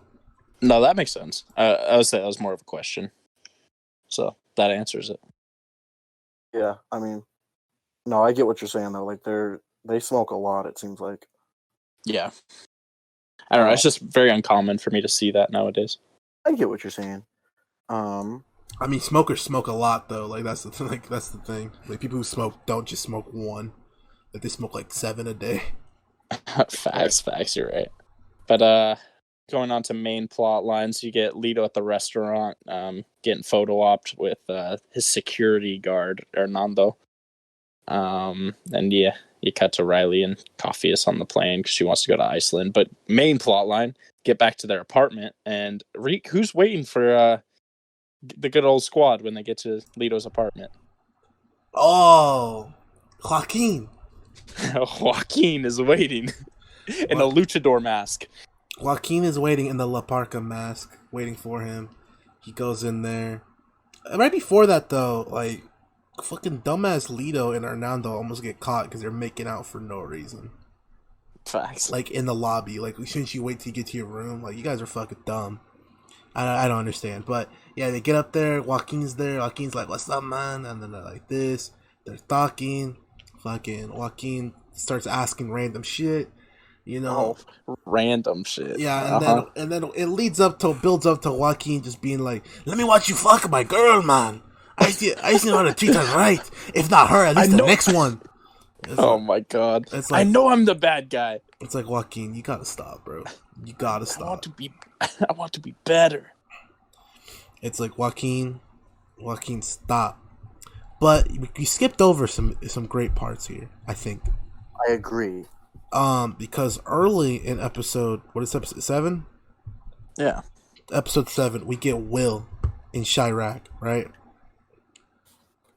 Is that when we get Will in Chirac? When do we get Will in Chirac? No. We're coming up. We're coming up, Will in Chirac, right? Yeah. Okay. Yeah. Perfect like time. You briefly mentioned, we do get Sun meeting her like cellmates, and what's funny is all 3 of them are in jail basically for killing their husbands. All 3 of them, which is hilarious. Women power. They did that exactly. Yeah, it's like, we love women. And then you mentioned Coppius and Riley on the plane. I think that's possibly like just the most pure interaction we get in this entire season is Coppius technically flying for the first time while Riley's on her way back home. And she's all down about stuff. She's like unsure about a lot of things. Coppius is basically like, dude, look at these silver linings though. Which is cool. Yeah. Riley's dad, when she finally gets to the airport too. Such a genuine stand-up guy. Dude, I like his voice too. Sings her a whole little song. Teenage Wasteland. That's dope. That's a fun rendition. Before that, we get my boy Will in Chirac. Bro, and that was after Joaquin. Though. Yeah, that was after Joaquin. So after Joaquin. So basically, my man Will is, he's on the PD force. He was a little dirty kid back in the day, but he's still a dirty man because he goes up there. He talks to the little kid. The little kid's like, "You need some info? What's up? What you need, cuz?" And they're like, "Yeah, we need some info." He's like, "Well, I told you, I got you. If I got you next time, you need something. So I got you right here." They take him to the people. He brings him in. Will goes, "Fuck," and he goes, "Why?" He goes because like he's like that's ludicrous Chris or some shit like that. Ludicrous Chris. I don't remember the dude's name, but it was definitely ludicrous something. And they're like, "Fuck, it's ludicrous." It's like and the kid's like, "Why you got a problem with Luda?" And then the partner was like, "Will over here was entertaining Mrs. Luda," and I was like, "Damn, Will." Yeah, Will's getting around. I was like, dude. Will is really out here, bro. He's black. Like, Will is black. Like, let's be honest. Will is black and he's from Chirac. So, like, he's a feast certified G. Because he was out here just dogging Luda's wife, who's with a gangbanger.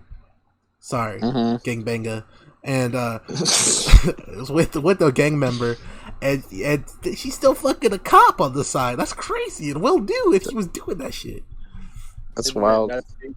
One small note we forgot about the Joaquin scene is that in all the mess at the end, when Joaquin's like all drunk and everything, he takes Danny's phone as he's leaving. I didn't even notice that the first time.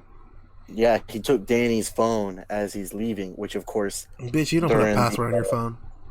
During the honestly the hot and heavy scene in the episode before, Danny was like taking some pictures for herself. Yeah. So stupid bitch. Foreshadow. All she had to do was not take pictures. Why would you take pictures of the two people who want their relationship to be private when you have? I don't get it. A worldwide internet, and not even that. You see it live every time. Why do you need the pictures? Like, it was just so dumb of her to do that. I agree. I just don't. Joaquin is just a different beast, though. I mean, like, he's an animal. Like, not in a good way. No. Like, when she's like, yeah, at least Lito doesn't beat me. He's like, oh, I was raised to hit women. This is a Mexico thing. I was just like, all right. Which, of course, is pretty culturally accurate. Tristan, you're not allowed to say that. Tristan, I don't know whether or not it is culturally accurate. I do not. I don't know about Mexico. I don't know. I don't know about the way they handled it. I know that my name is Enrique, so I can tell you a big thing. My name's Enrique, so I can tell you it is true, but just Tristan's not allowed to say it. All right. Well, according to Enrique, it's true. I personally have never seen like firsthand anything like that, so I can't comment. I've just learned about some of these things a little bit, not a ton. I said you're not allowed, Tristan, to comment. You're white, dude. All right, you never been to Mexico. You right. You aren't a Mexican. You don't know no Mexicans. Yeah. Okay, back to Will being the dirty Mac. Yeah. Just a piece. Yeah. So Will basically was like, after that he got the info. He finds out about the gray haired dude, and then they dip, and then he goes back to his apartment, and then Riley lands, and then he starts fucking macking, bro. You know what I'm saying? Yeah. He just starts macking on Riley at his apartment. She's like, "What is that?" He's like, "Oh, it's a train." He's like, "You sleep with that?" He's like, you can get used to it. And he tries to get that off, and then they start. Was it at his apartment or was it somewhere else? Are you talking about when they kissed? Because that was it. That was at his apartment. No, because his partner said something. No, yeah, his partner walked into his apartment because they were getting ready to go to work, and his partner walked into the apartment and he was standing there just kissing air, and he's like, "Dude, what are you doing?" Yeah, bro. His partner came in and was like, "The fuck are you doing?" He's like, "Huh? Don't worry about it." But yeah, no, that was the scene where it's like, all right, the ship is sailing. It's all hands on deck. And then we lead into more. Then he gets suspended after that. Yeah, which I wrote down. I was like, damn, they suspended cops without pay for getting classified info, but not for killing people. That's crazy. Damn. Oh, boy. That's wild. I was like, that's crazy. But yeah, he got suspended just because he's a bitch. And then I skipped over a bunch of stuff in my notes. But basically, the ending, unless you guys got something to say, the ending of the episode was fucking prison shanking, bitch. I was gonna say there's not too much going on in this episode besides it's just random stuff like Riley and her dad and more Wolfgang and Kara, some coffee scenes. Oh, this is when the boy gets shot Yes. at the end of this episode. At the end of the episode, Felix gets hit with a like a drive-by. But this is also when Nomi and Amanita, this is when they spy on Metzger, and so they get like some information from Metzger. They find out about Whispers. Whispers like, is that Nomi? Dude, I was very, very upset at that scene. I'm not gonna lie to you. Which one? Why? The Nomi subplot in this episode. Why? So, I don't know. I'm not a huge fan of her like character. Like as far as the hacking and stuff goes, like that's not really my thing. But that's totally cool. She's like, I just didn't like that. She's like, oh, we're like the crime fighting duo. They break into a house without even wearing gloves, and then they touch everything. Yeah, like who? What kind of crime fighting duo does that? Like I was just kind of upset when I saw that because I was like, you're not. Like, why would you not wear gloves? And then she's like, oh, here's a book. Oh, let's touch his laptop. And they read Nancy Drew. They should know this. Yes. Dude, right. Exactly. They should know about the fingerprints. Dude. I'm like, dude, if anything's out of place, if he catches them, which he did, and it was to, like, escalate, that's breaking and entering, they have their fingerprints all over the house. Like, I'm not telling you how to commit a crime. I'm just saying, wear your gloves. Facts. I don't know. That's just kind of upset me. Before that, they found out about the one dude who was like a zombie. They went and visited him. Nothing happened. Yeah. Yeah. But as they're leaving the doctor's apartment, they're starting to scream for help because the other guy's trying to shoot him. And this random dude just walks out of his apartment and he's like, what's going on? Man gets lit up. For no reason. He's just trying to help them. He's like, oh, yeah, get in my apartment. Boom, lit up. They just got him killed for no reason. I'm like, I just don't... They're just so, like... I don't know. Isolated. They're isolated in their own... It's like, they're just kind of selfish, in my opinion. And it comes up later, too. Yeah, and that wraps episode 7, basically. Which was called... Hold on. I was going to say, well... Hold on. We also have the big scene with the birthday party for Silas's daughter. Yeah. And this is when we find out about what Silas Kobaka really does. Yeah, that was earlier, though, in the episode. Yeah, but we kind of skipped over it. And he chops this dude's hands off. Yeah. Like, literally, like, with the butcher chopped. Like... Yes. Put the apron on and everything. Man thought he was a beast, and then he got humbled a couple episodes later. We also see facts. What was it? I just saw it. I just skipped over something. I'm stupid.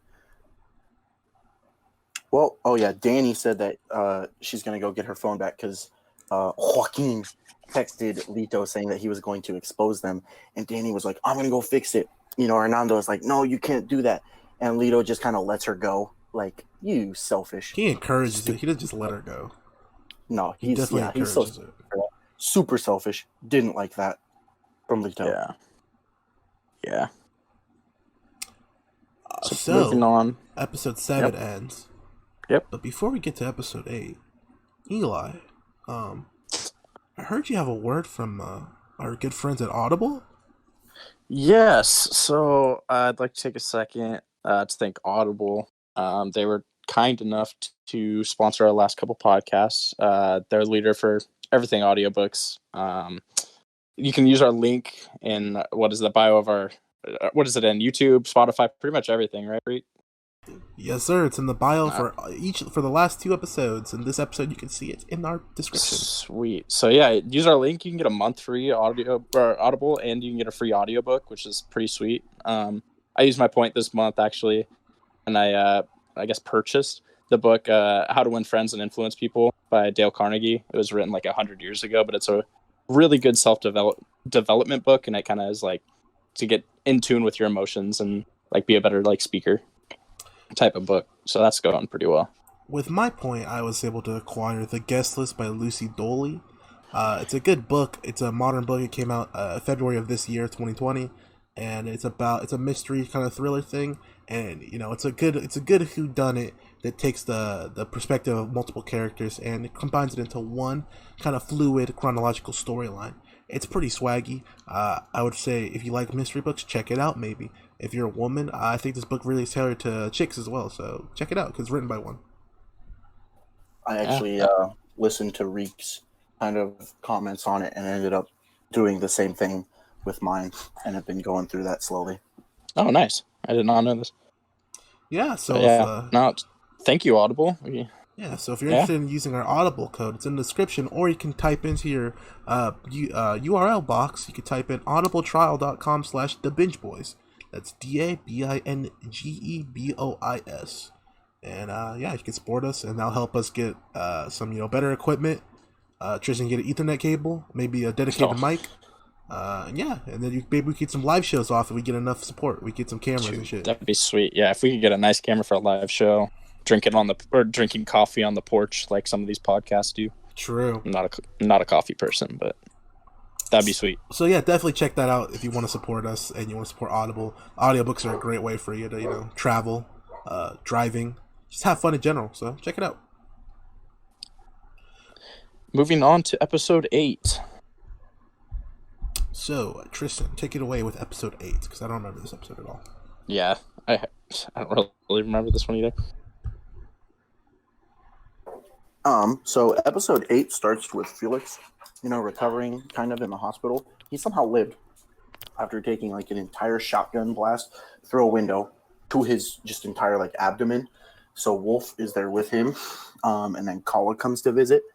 And she's all, because she can feel Wolf's emotions a little bit, and she's like, what happened, blah, blah, blah. And Wolf's like, he got, we got in some shady business because they were trying to sell the diamonds and everything after they stole them from Steiner. They were all like, Steiner is furious. Yeah. That. And then I forgot his name. His uncle, dude. Wolf's uncle, because Steiner is like his cousin or something. Mm-hmm. So that was pretty crazy. So we start with Call and Wolf some more. They're getting closer. They're enjoying each other.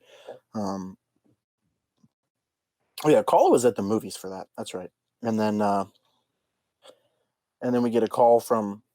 Then we cut to Lito and Hernando sleeping, and they get a call. And Danny's like, "I took care of the problem.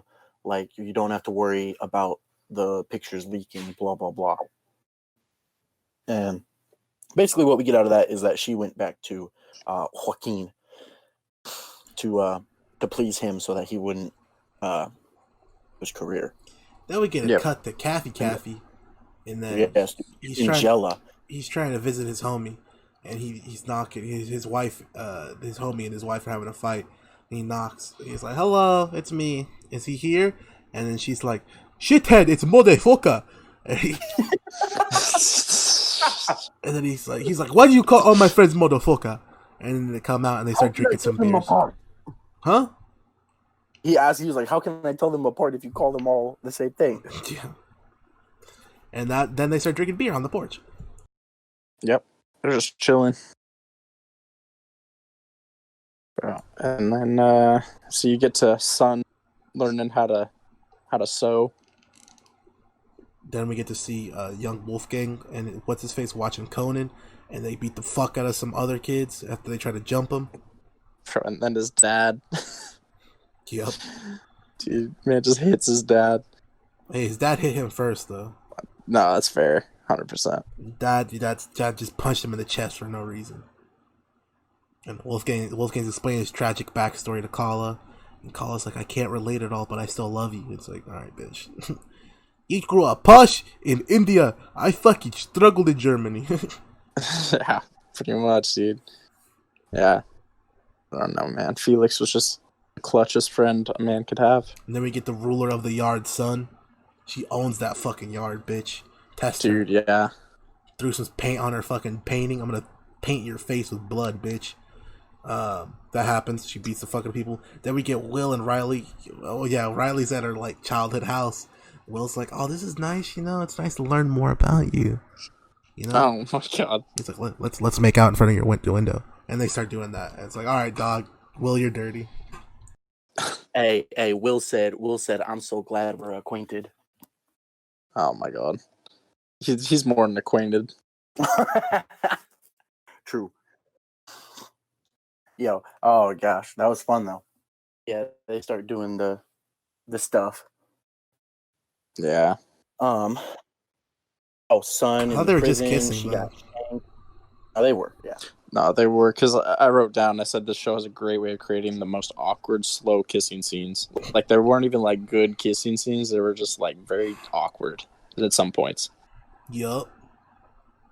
Like, I don't remember who it was that I wrote it about, but it was very, very... Oh, it was Will and... It was just very strange to me. I don't know. Yeah, and basically this episode wraps with Nomi has to flee her house because the feds are there.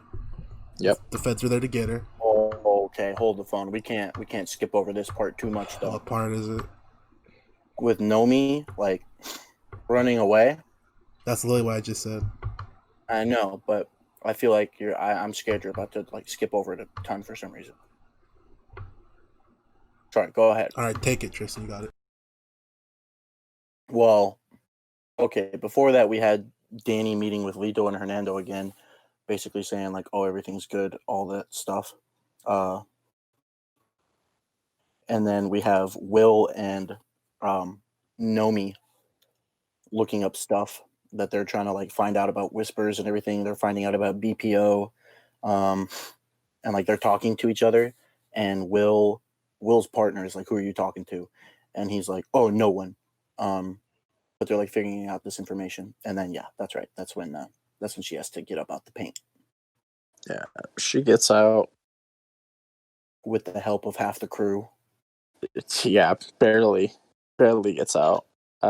Hernando pulls up to the set with Lito, breaks up with them because he won't support Danny in getting her back, and he was kind of being again. Yeah, he was being selfish, and then it cuts to Kara and her future. Wait, they haven't actually married yet. So, her future father-in-law just gets stabbed on the streets. Is that the end of this episode? Yeah, it's the end of this episode. Yep. Man just gets stabbed by a bunch of masked raiders. There were the sand people from Star Wars came in and just stabbed my boy. Gosh, dude, what? Okay, I mean, I get what you're saying. Yeah, this one. Oh, that's what this one was. Yeah. Because the name of the episode is "We Will All Be Judged by the Courage of Our Hearts," which is a line that Lito says in his movie that he's filming, and like that keeps coming up at the end, and he's just like, it's just a stupid line, but Hernando says it because Lito's being selfish and such. Yeah. And so that's funny, but still, I think this was one of my favorite scenes. Was the squad helping Nomi escape, because first we get like Sun taking over her body, but Will is like, oh, he's right-handed, he's gonna reach for your right hand, and then he's like, now, and then Sun just absolutely just destroys these two cops. They take off, Will's helping her, and then she steals a smart car, bro. Well, yeah, because why would you steal a smart car? Well, Coffee was driving it. Well, right, but she got in the smart car, and then she was like, I don't know how to drive, and Coffee just goes, but I do. And then he starts like driving the smart car, just whipping it around. And then he tries the thing he saw in the Van Damme movie. And he's like, it worked a lot better in the movie. I was like, all right, dude. Great time to try that when you're running from the cops. I mean, it worked, of course, but keep in mind, and I know Reek can back me up on this one. When's the last time we talked about Whispers? Episode 1? That's the main plot line. That's what disappointed me. What? I was just talking about him earlier. About what? About Whispers. Like in the last episode. In what scenario? Like, there wasn't like a main plot line. Like, I don't know. I feel like the main plot line just kind of faded, and he just forgot about it throughout these episodes, and it made me. I get what you're saying. He kind of manifested through Metzger through part of this season. I guess that's true. Yeah, I feel like it really lost track. With the big zombie dude who came and killed the one random guy, right? Like you were talking about, just blocked him in the head. Yeah. He also killed Metzger because Metzger basically led Nomi and therefore technically everybody else right to Whispers, and then Whispers had the one dude shoot himself. And so now the chase is on, kind of, and that's, Whispers is the one who came to Amanita's mom's house, which is why they had to get up out the paint. So that was Whispers specifically that came there. So you're right, we hadn't talked about Whispers for a while. That's our own fault though, because he's showed up a couple times since then. Yeah, I guess. I wish the main plot line was more prominent. I don't blame you. I agree with you. Moving on to episode 9 then. Episode 9, after Rajan's papa got the stabby. In this episode, we learned that everybody's birthday is August 8th, which is 8/8, which is kind of cool because there's 8 people, Sense8, like 8. Yep, you'll love to see it. So that's one thing that was easily picked up upon. I don't know. I feel like this episode was a lot about development and everybody's trying to figure out why and how they know each other so well. I feel like that's the main thing I got in this episode. Everybody's just trying to help each other get through stuff. Coffeeus goes to Riley's dead boyfriend's grave with her, and I don't know. Yeah, Your we husband, get a lot of thank Riley you. backstory here. Yeah, she meets the other Sense8 lady from Iceland. Right. And her and Jonas have a little beef thing that I don't really understand yet, but that's okay. Well, apparently every other Sense8 knows who Jonas is. And I think this is the episode where she mentions it. She's like, Jonas and Angelica worked for BPO and they hunted us with Whispers. She says something along those lines. And she's like, Jonas can't be trusted. And yet here's Will and Nomi very hardcore trusting Jonas because Jonas keeps visiting Will. This was a very, very strong Riley episode. Mm-hmm. I like it though. This was good. Yeah, it was Riley and also Lito trying to get Hernando back. And speaking of that, the art museum scene, very, very uncomfortable. Oh, that one, yeah. Like I said, work truck does not go well with sex scenes. No, I get you. Maybe different if I was watching by myself. That's true. Speaking of the art museum, I'm pretty sure it was Hernando gave us a good quote when Lito was flashing back. I think it was Hernando, and he said, "Fault is the present, understood by people looking back." And I was like, I like story. It.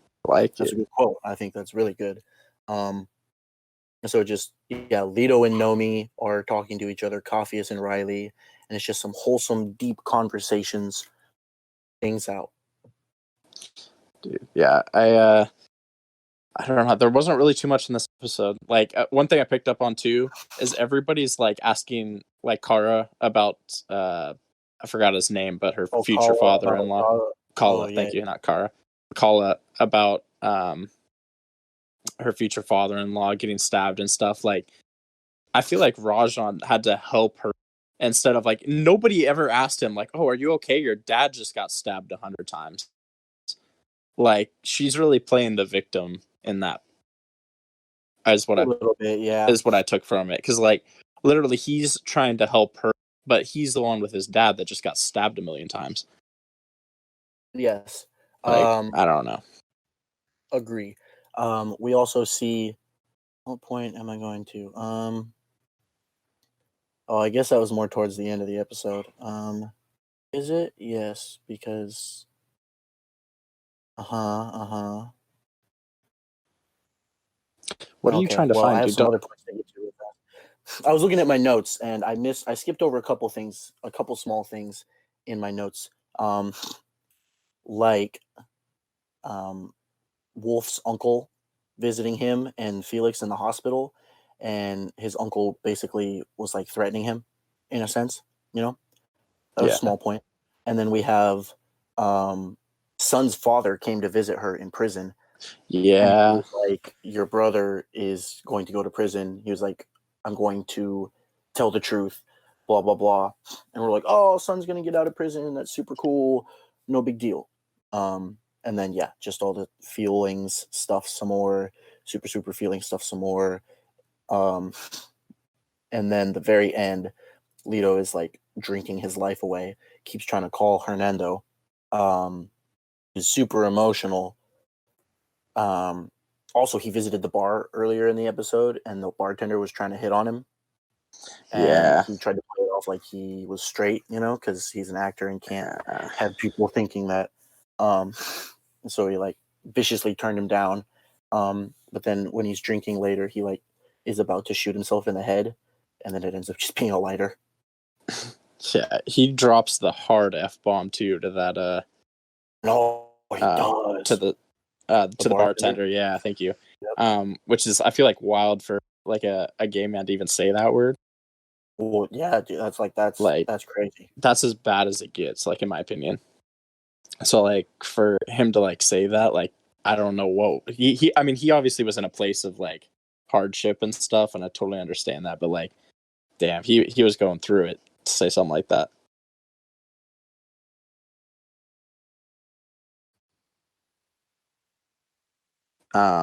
So as far as episode 9 goes, that's about it.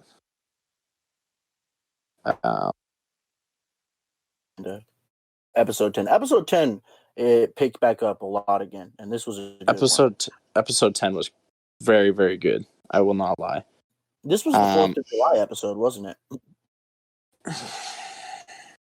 I don't remember, if I'm going to be honest.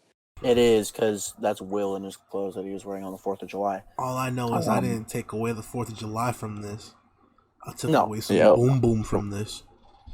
Well, yeah, you got some cannons, but definitely the ones that you wanted. We're not talking firework mortars, son. We're talking the real deal mortars. That's facts, dude. Oh, big bomb at the beginning of the episode though. His son's brother coming. He's like, "Dad's dead."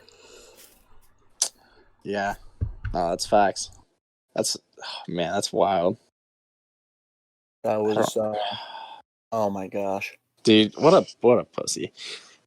Like, God, man's so scared to go into jail that he asks his sister to go to jail for it, and then he kills his dad. Like, that's wild. Unbelievable. Like, I don't know. But anyway. Blame son's Wolfgang. mother. Wolfgang, that's all that matters in the Lito. All that matters in this episode. Facts. Wolfgang decides I'm fucking 007. Yeah. Yep. Mm-hmm. And he gives the diamonds back to German Vin Diesel. Yes. Steiner. Thank you. Bald head McGee. But I'll let Reek take it away, because I know this is Reek's big moment. So I'll tell you what. Wolfgang decides I'm fucking 007. Like, fuck it, dude. Right? So he goes there, the man jumps him, he says, you're a bitch. The dude's crazy as shit. Like, the dude's nuts. Like, he's not a fun nuts. He's like, oh, this dude's a bitch nuts. And it's like, okay, dude. So then he goes there, the man's is like, give me the diamond, shake him down. They do it. Like, check him again, and they check him again, they get the diamonds, blah, blah, blah. He's like, how'd you do it? He's like, I cracked it. He's like, you didn't crack it, motherfucker. Oh, I couldn't crack it. And he's all mad and shit.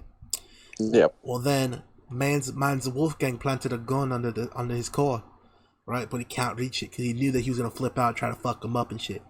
Can't reach the gun. So then Lito comes in. Because Wolfgang can't lie. I guess that's like his gimmick. Like, he can't lie. He has to be truthful. He has to be a bitch. Yeah. Be an asshole. Yeah. So he's like... Quick side note. Yeah. I thought it was funny that we see, because this is Lito showing up after his, like, extreme binge drink event. His extreme sorrow binge drink event. So he shows up in, like, a sock on one foot, a sandal on the other. Just super disheveled and drunk and, like, all gross looking. And he shows up, like, looking at Wolf. And he's like, oh, I see. Yeah, he was, man was going through it. Like, I don't know how else to put it. And he comes in, he's like, I got this. Step aside, young blood. I know how to act. He basically acts his way, tells him everything he wants, tells him he sucks some dick to get the code. Yeah. Felix sucked dick to get the code. He's like, fuck that Felix guy, he's a cocksucker.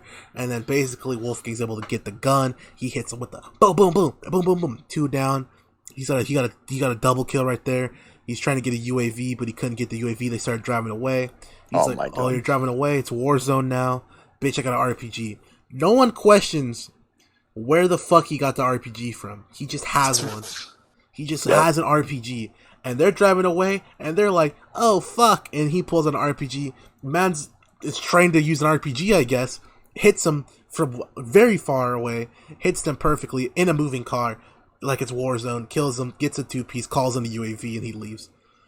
Wolfgang, bitch. Pretty much. Dude, such a dope scene. He's just, he's just overpowered. There's no stopping him. That cemented Wolfgang as the best character right there.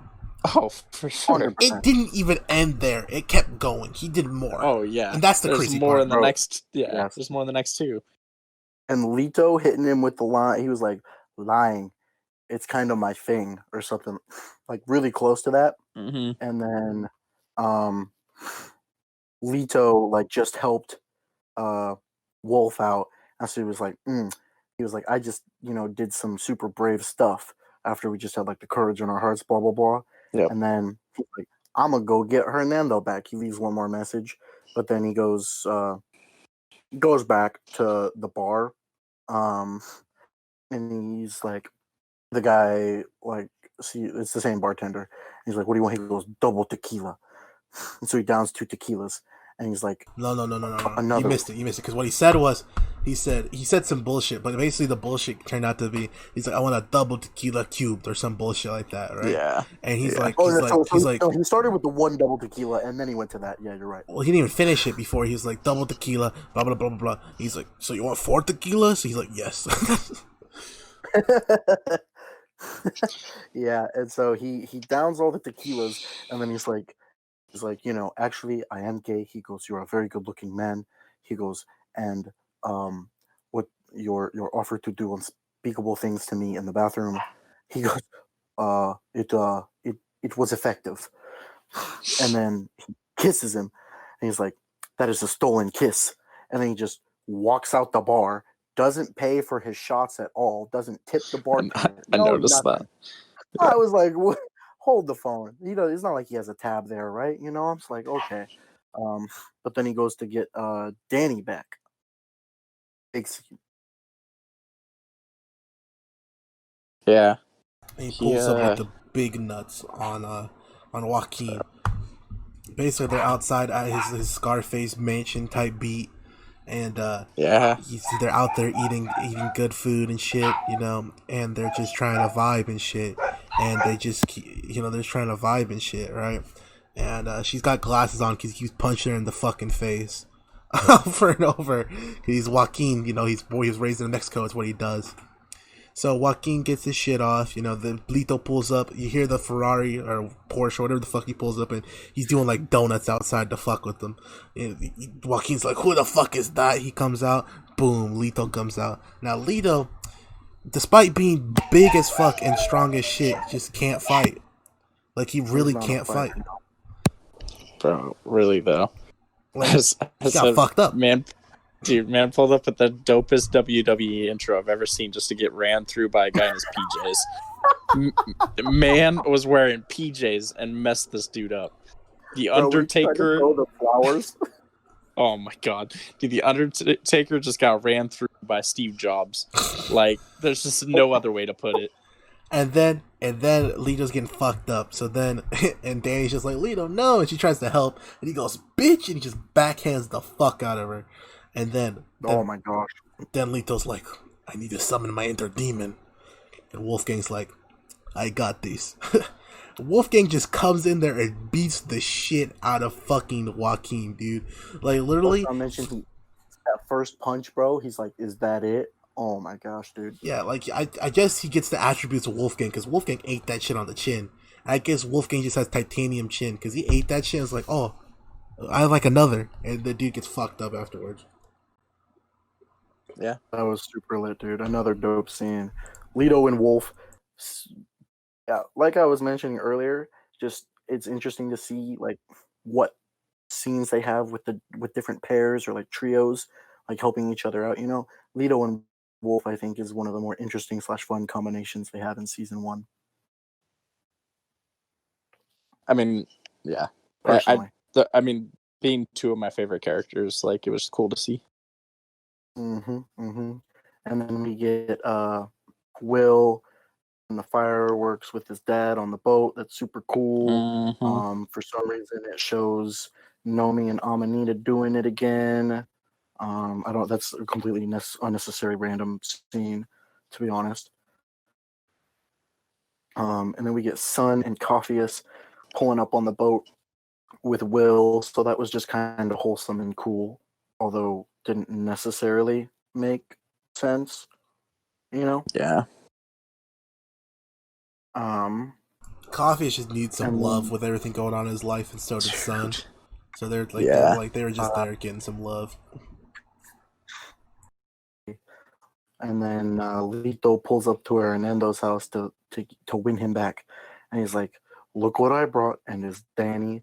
And then Hernando forgives him basically because he was like, "My hero," Pretty much. and then they're all good.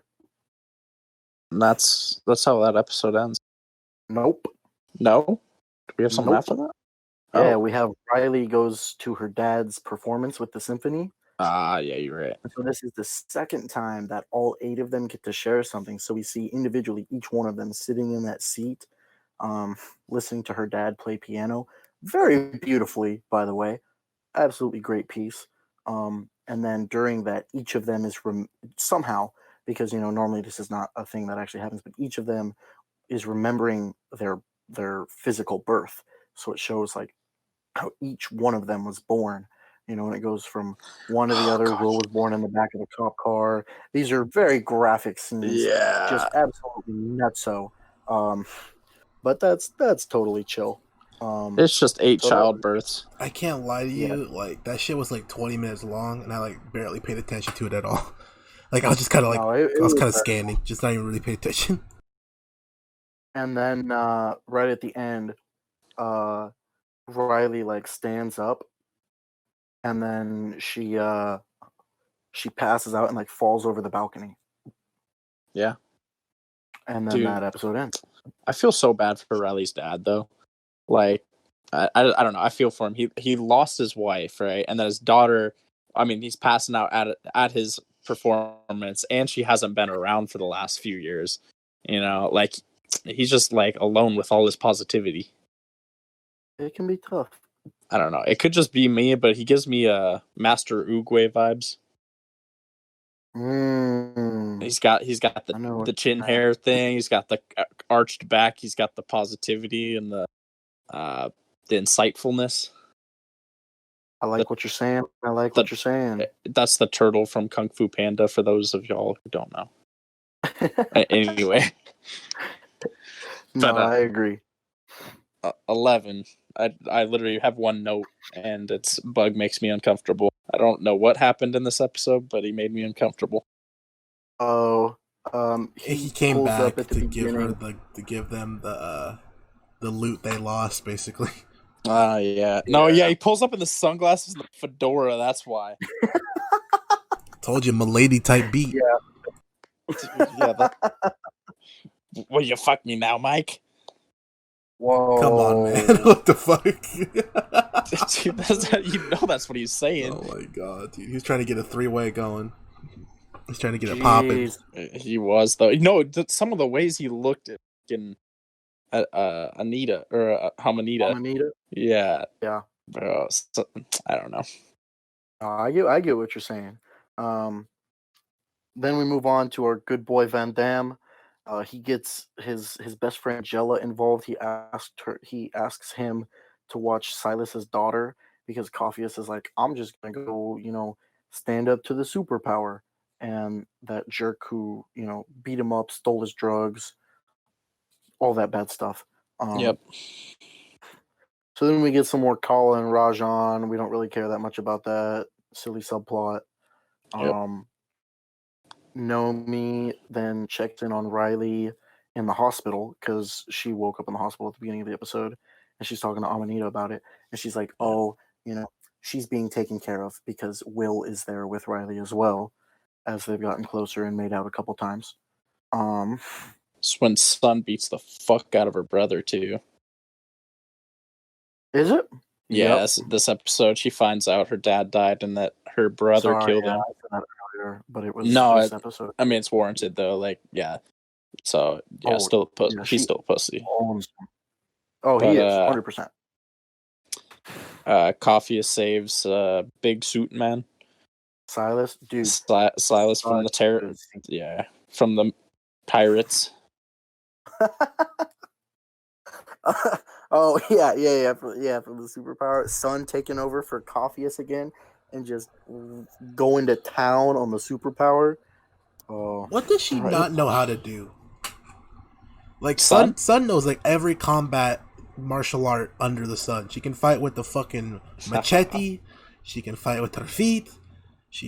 I get the Taekwondo because Taekwondo is based out of Korea. But where the fuck did she learn swordplay from? Because she was chopping motherfuckers up like a knight. Like, I don't get it.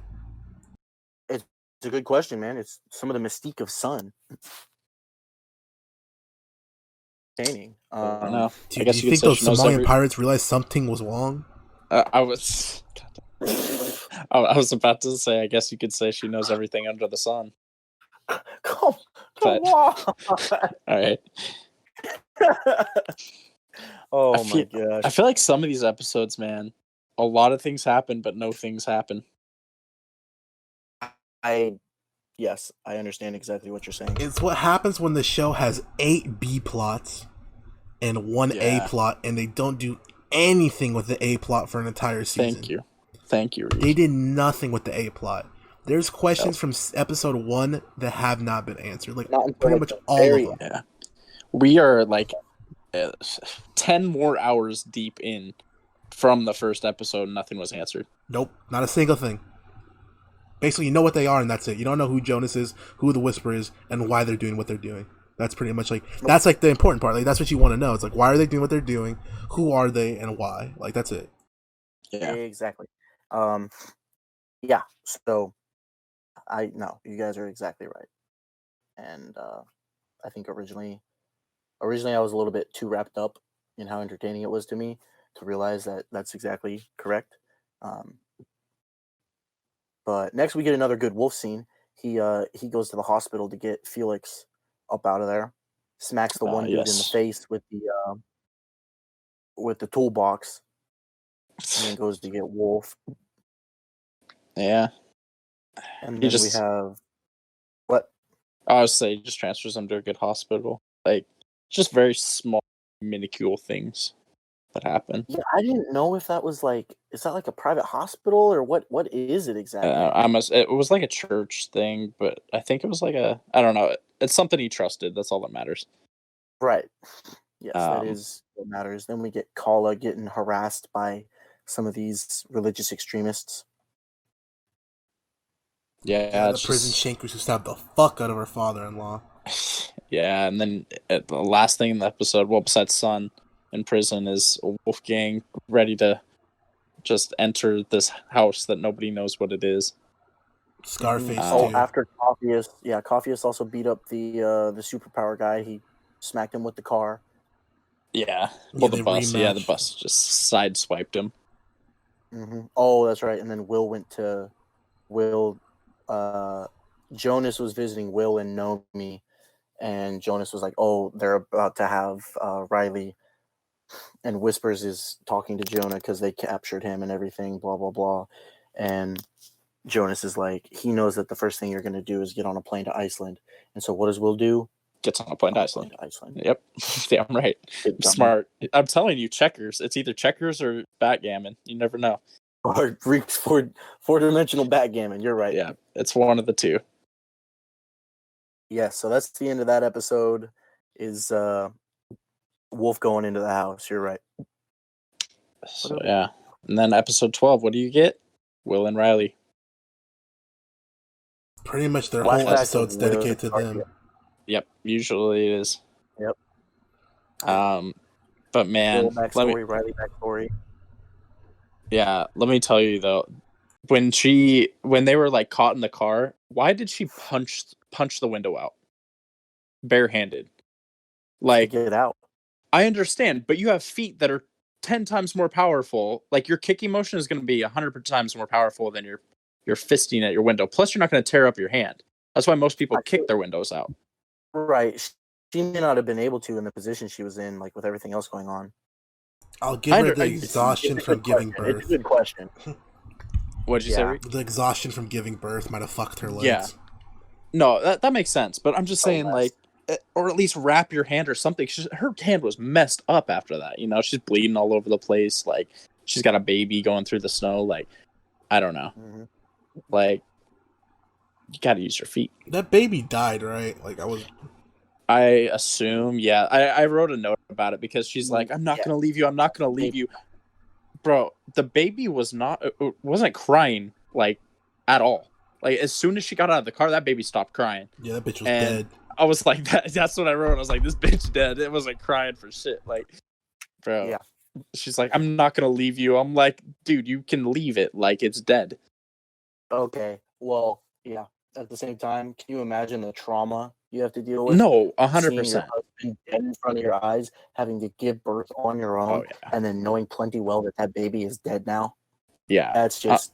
that's wild. Motherfucker should learn to drive. That hurts. Dog. Jeez. Dude, come on. I did right. I was like, Riley been through some shit, man. Oh my goodness. For real, dude. And it's like she barely ever even addresses it.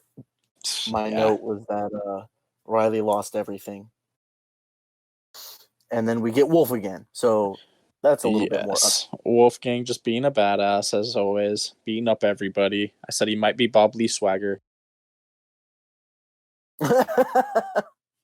Wolfgang legit just runs through the whole compound like he's like Scarface again.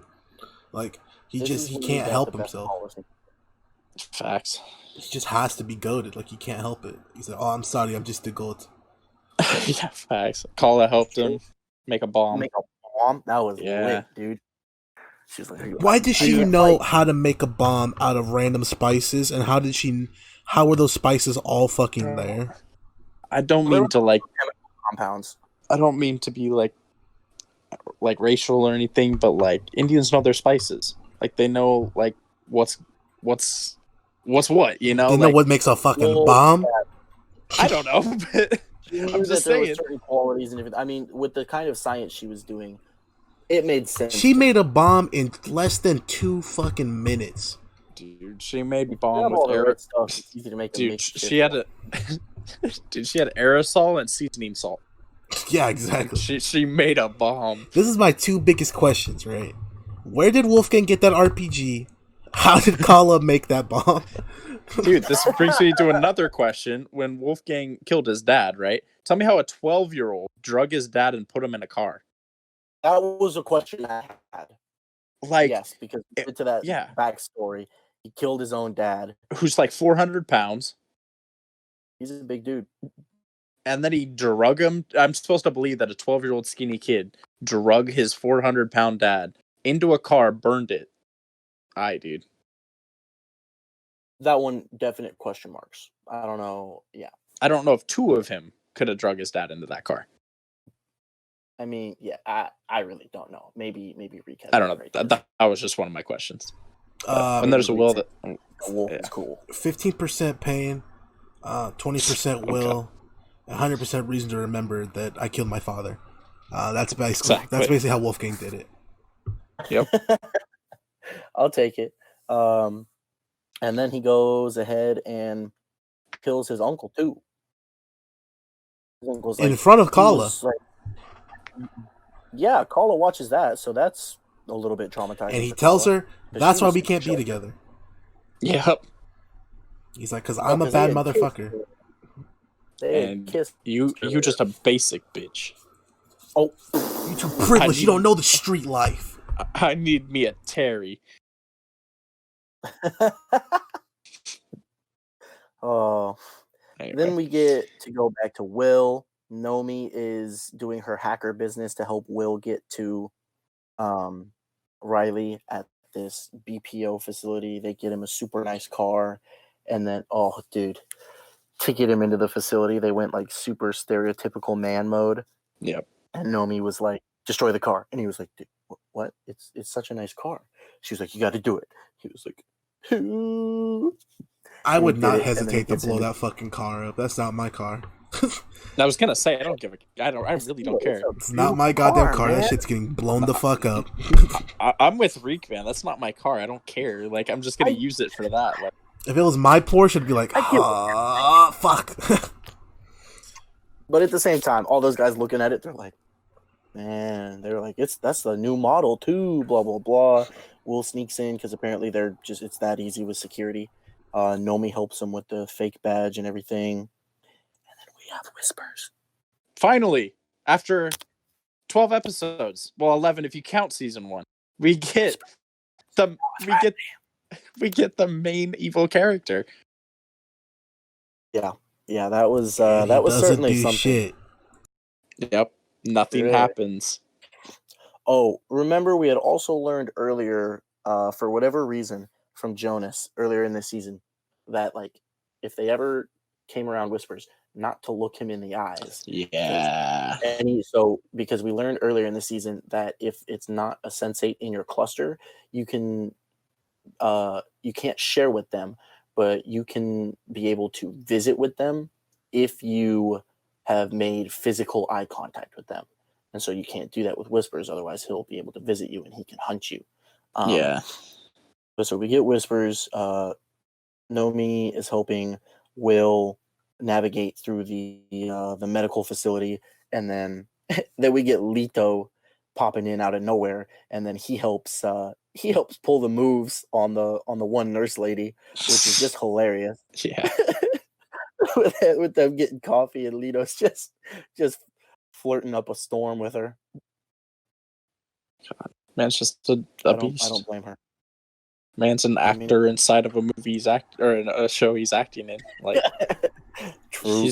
He's broken some wall, and I don't know what it is. Lito is gay, and he still pulls bitches. Like, that's nuts. Like, he's a beast, bro. True. He's like Neil Patrick Harris. He doesn't even. No, Neil Patrick Harris wish he could be Lito. Bro, I'm a straight man, and he could somehow pull me. I'm sure.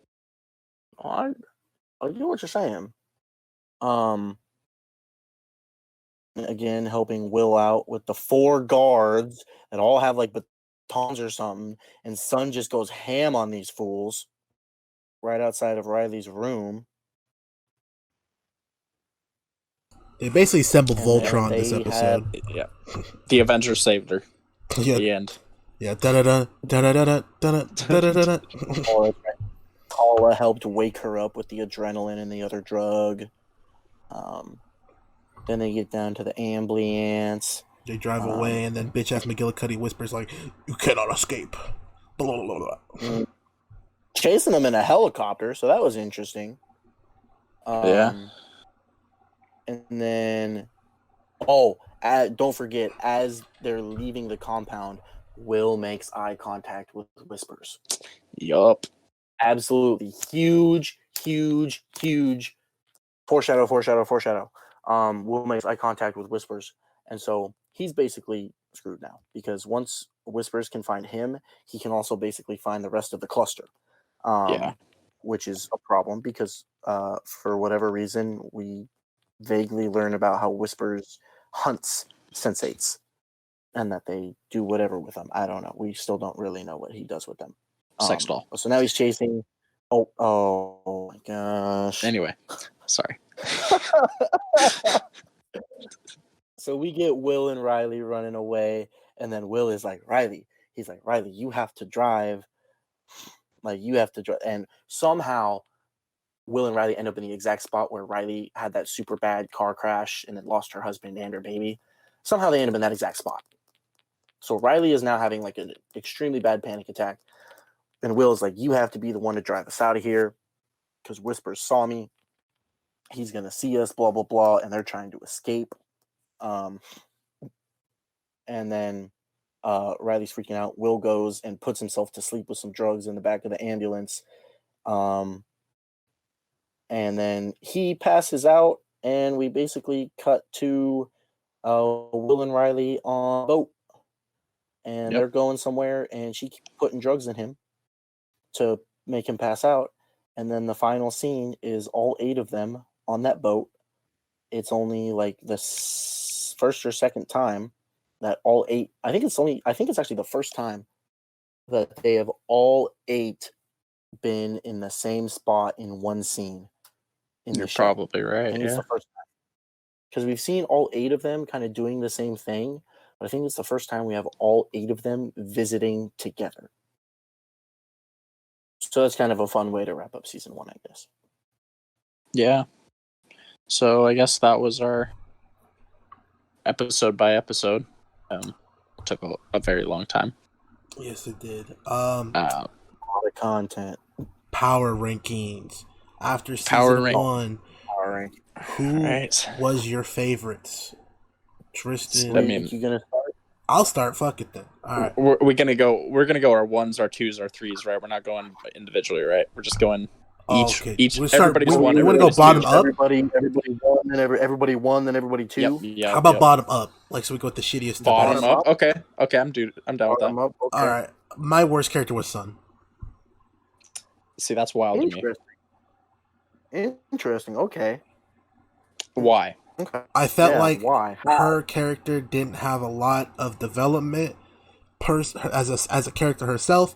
All of her decisions are influenced by someone else, and she doesn't really do a lot for herself. That's why I felt like she was the worst character. That's fair. Okay, that's fine. Okay, Eli? Mine, as I kind of mentioned earlier, was Nomi. I just felt like I didn't really find interest in her like hacking and like that like side of her. I also didn't like how like kind of selfish she was, like and kind of individualized. I don't know how to put it into words, but she was definitely my least favorite. Okay, that's fair. If we're going by favorites for sure, then number 8 for me is probably Kala. Really? Wow. That's fair. She just doesn't do a lot. She really doesn't do much. I realized that. That's when I said earlier. She helps Wolf at the end. She is one of the most isolated in the whole season. I think the only people she really talks to for the most part all season are Coffeus and Wolf. Yeah. She has a couple conversations with a few other people. That's it. When we were making our power rankings, that's the character I was like, you know what? I thought she'd be higher on my list, but now that I realize it, like she really didn't do much. So if we're moving up the power rankings, she was my 7. She was your 7? Mm-hmm. Okay. Reek, your 7? Nomi was my 7. Nomi was 7? Nomi as a character is just kind of boring. She doesn't have a lot of layers. Other than her being trans and stuff she's been through, which is cool. Yeah. Yeah, Nomi is also my 7. She annoys me sometimes, like with her attitude. You know? Like she does some cool stuff, you know, and she helps. She's one of the main pushers of whatever we get from the main storyline, you know? Yeah. So that's helpful for her. But her character kind of annoys me. Fair. I agree. Reek, 6. I had Van Damme at 6. Really? Van Damme at 6? As a character, he doesn't have very many layers. Like that's fair. Like fair. as a character, Van Damme is like he's just a guy that's happy and he wants to get AIDS meds for his mother. He doesn't have like a goal. He doesn't have layers. Okay. He doesn't have like there's no inner conflict with him. His conflict is, oh, should I fucking kill people or not? And it's no for the most part. I guess. My number 6, and you guys are gonna be surprised by this one, is Will. I get that. The cop. He gives me Captain America vibes. Okay, I got you. And I don't like Captain America. Just the bland.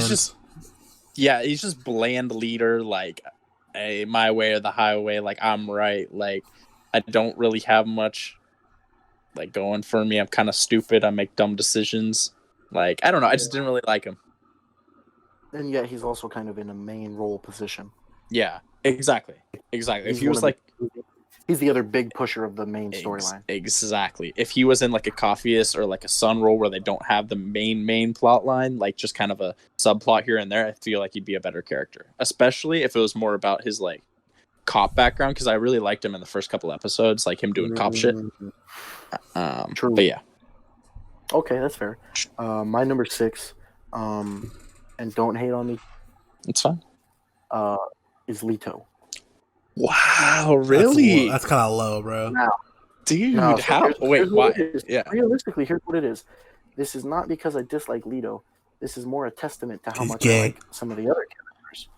Because I think Lito's a good character. You know, I enjoy Lito, but his selfishness really brought him down in my eyes. I really don't like how He selfish made he up is. for it. A lot of this. He should have never had to make up for it, which I I realize agree. shows some character development, and that's cool. But like, Lito also can't do as much. Like Reek was talking about earlier, you were talking about earlier. He's super buff, but got absolutely owned by Joaquin. Yeah. So what's he all buff for? Just to look good? Like that's pointless. Well, yeah. If you're gonna be buff, at least be for some other reason than to look good. Like, come on. He's literally a movie star. Yeah, true. That's the point. That's literally their job. You don't have to be that ripped to be a movie star, though. Chris Evans, Some people do. Ryan Reynolds. You got buff for Deadpool. Chris Hemsworth. Hugh Jackman. Channing Tatum. You also got Chris Pratt. Chris Pratt's not that buff. He got buff for fucking. He got buff. He got buff for Guardians. He did for the one. Yes, he did for the one. I agree. That's the point. He had to get buff for it. Every movie star has to get buff for action roles, and Lito is an action star. That's his shit. Like that's what he does. I know, but still. Yeah, no. You really think Chris Evans can fight? I don't. You really think Channing Tatum can fucking fight? Probably not Channing Tatum. Oh yes. All right, moving on. Your number 5. I had Kala at 5. Okay. Because I feel like she had some inner turmoil going on there, where she wanted to do it so that her family could have status, but she didn't want to do it for herself. And after she realized her family didn't give a fuck, she had the inner turmoil of she didn't want to hurt his feelings, but she also wanted to protect her life. So it was interesting. And then, the revelation of he might not have actually liked her. He just liked the rebellion part of the phase of it. Her realizing that and her turning on him was good. Her supporting Wolfgang was cool. Especially because Wolfgang's such a fucking hard-ass character. Like, their moments was dope. That's why I like Kala. I had her at 5. Okay. I'd say at 5. I have Sun because I liked her ninja shit. I feel like you said, Enrique, like I feel like her plot line was not the best as far as like character development goes and stuff. Like she really didn't like progress. It was just kind of her in jail. But I like the Reek prison arc syndrome. Yes, she did. I did not like her plot line, but her fighting was cool. I liked when she showed up in other people's scenes, and that's why her rating is so much higher. Gotcha. My number 5 happens to be Will. Okay.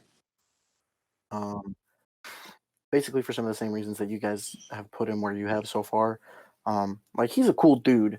I like his cop stuff. He's in that main role, so he gets a lot of the cool things to do, and so that works out for him. And I like the him and Riley. That's pretty fun.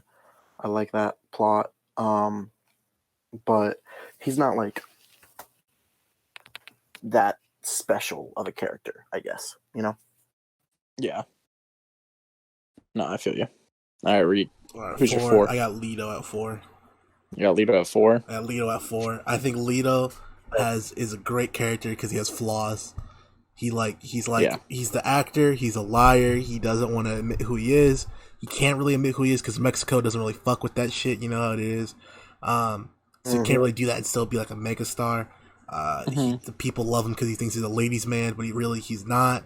He's not even that smooth, really. Like even like Hernando was the smooth one out of the two of them. Like if you look at it, and he's kind of lies through his whole life, but then that's good because like he has to grow and he has to learn that like there's more to life than your fucking movies, bro. You have to be like real in your own way. And that's like the cool part about that shit. So I liked Lito a lot. I think Lito was also very funny. I think he had some good moments and he was just a goon in general. So Lito was definitely number 4. Yes, with Joaquin, dude. Love of my life. God, Leo's just something, man. At 4, I have Coffeeus just for his personality. I loved him, like his character. He made me happy. Like, I don't know. I feel like he was a very positive and uplifting. Yeah. Good stuff. Yes. That all? Oh yeah. I wasn't really interested in his plot line, like Reek said. No, that's him. fine. That's fine. I just wanted to make sure I didn't like cut off you talking about Coffeeus at all. Nah, you're good. I see. My number 4 is Riley. Okay. Part of the reason she's as high as she is because she's my crush in the show, obviously. All right, so you're just simping again. That's simp. Whoa. Not wrong. Only a little bit. But she's also just one of the cooler characters. Like, we see all the, like, just the past stuff that she's gone through, all the hurt that she has, and her backstory is fantastic. I think some of her development is cool. The Will and Riley plot is we get to see her do all kinds of things, and just the fact that she interacts with a lot of the people at different points. You know, we see how good of a person she is overall. And then she does have some cool stuff happen to her. You know, there was the first episode with that whole scene. That's a dope little thing. You know, she's the one who gets captured by BPO at the end, but then has to like escape. So that's pretty cool for me. Okay. Reek 3. I got Will at 3. Well, at 3. Yeah, I think Will he's fun character. He's a silly goon, right? His cop stuff's fun. He's got a little nice dichotomy to him because he's got the hoodlum past alongside the cop now. He's got good intentions for people, and that's why he wants to be a cop. But the other cops are just trying to play the game. He's also shown to have like a goon side because he was fucking that one dude's chick. He's swag with the gang members. Like, they all like him. Like, the little kid likes him. He's like, oh, yo, you're my dude, bro. You know, he likes him. He's always shown to be a good protector. He likes to help out a lot with, like, when it comes to Nomi and it came to Riley. And he's a good self-defense combatant. And I don't know. Mm-hmm. I think Will's just pretty swag. He's got good charisma on him. So that's why I have Will at 3. That's dope. I'll say I have Riley at 3 just because as Will gave me Captain America vibes, Riley gives me Scarlet Witch vibes from MCU. And I like Scarlet Witch. I thought she was a dope character. And she just kind of reminds me of her. She's just kind of a badass, honestly. So underappreciated, but actually super awesome. Yeah, pretty much. I don't know. I liked her backstory. I liked her thing with her dad was interesting. Like, I found a lot of interest in her story. Yep, totally understand. Number 3 for me is Sun. Because that's pretty fucking high. Yeah, bro. She doesn't have a lot happen to her, but I think she's just a dope character. Like, the way that she just kind of has had to deal with the hard life that she has, pretty much all on her own. Especially after, like, once her mother died, she had to deal with everything on her own. She's the kid that is unloved, basically, and she still made like a decent life for herself. But then she's still a good person in the end. Like she takes the fall for her brother to save her father, basically, even though neither of them has showed her much love or compassion throughout her life. It shows the character of Sun. And then also we have all the different scenes of her just beating the living daylights out of everyone for other people. And those are some of the best scenes in this season by far. That's fair. I was gonna say, I see why you put her there. I didn't feel the same, and I know Reek didn't either. But see, that's totally fine. All right, so at 2, I got Riley at 2. Okay. She's a dope character. She's got a lot of pain. She's got a lot of suffering. But she also is like really like vibing. You see that she has layers to her because she has like a drug. She does drugs and she has a drug problem because she's trying to cover up for all her like past turmoil, and that's a cool layer for a character to have, especially in a show like this. You see her trying to accept it, and Will kind of trying to help her like rehab into getting to like back to her normal life with her parents and stuff. But she can tell that she's just not used to it, and she can't handle it. And so I think that's why it's like really cool to see her as a character. That's why I have her at 2. So Nice. For me, I have Lito. I just really enjoyed his character. He made me laugh. Like, I really enjoyed the backstory. Like, it's not so much I'm going off like what the most important plot lines or the most like impactful characters. He just made me laugh, and I liked his plot line, so I put him at 2. Fair enough. I have Coffeus Van Damme at number 2. For many of the same reasons as you have Lito at number 2. I think like he was just kind of funny. And then also he's legitimately the most pure character in season 1. I think. Yeah. I enjoy all his interactions with the other characters. You know, like when him and Kala visit, or when him and Riley visit. I think that's just super cool. When him and Sun visit, I'm like, this is good. This is good stuff. It's good content. He's a happy guy. He's a positive guy. He helps other people. You know, he's just a super caring person. But then he does his Van Damme stuff.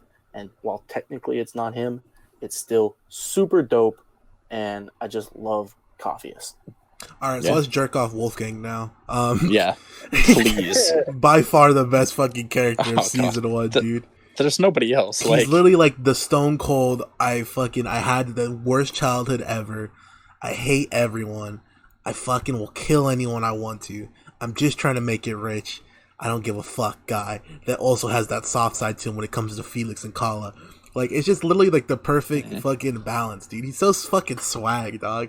Like, yeah, he is. Like, literally, he was one of my favorite characters before the RPG came out. Then you give me the RPG. Then you give me the Scarface fight with the bomb. Thanks, dude.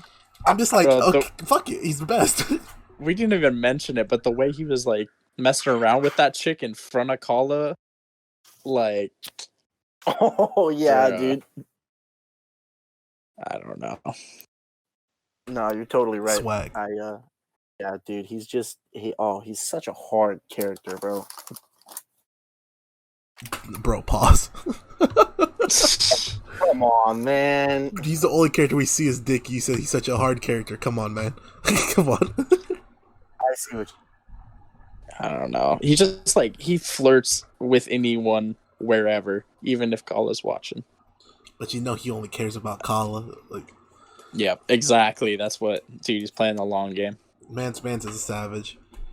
I have 2 questions about this season, and then we'll get into ratings and then predictions, if that works for you guys. Yeah, sure. So one of the questions I have, but Tristan might be able to answer, I don't know.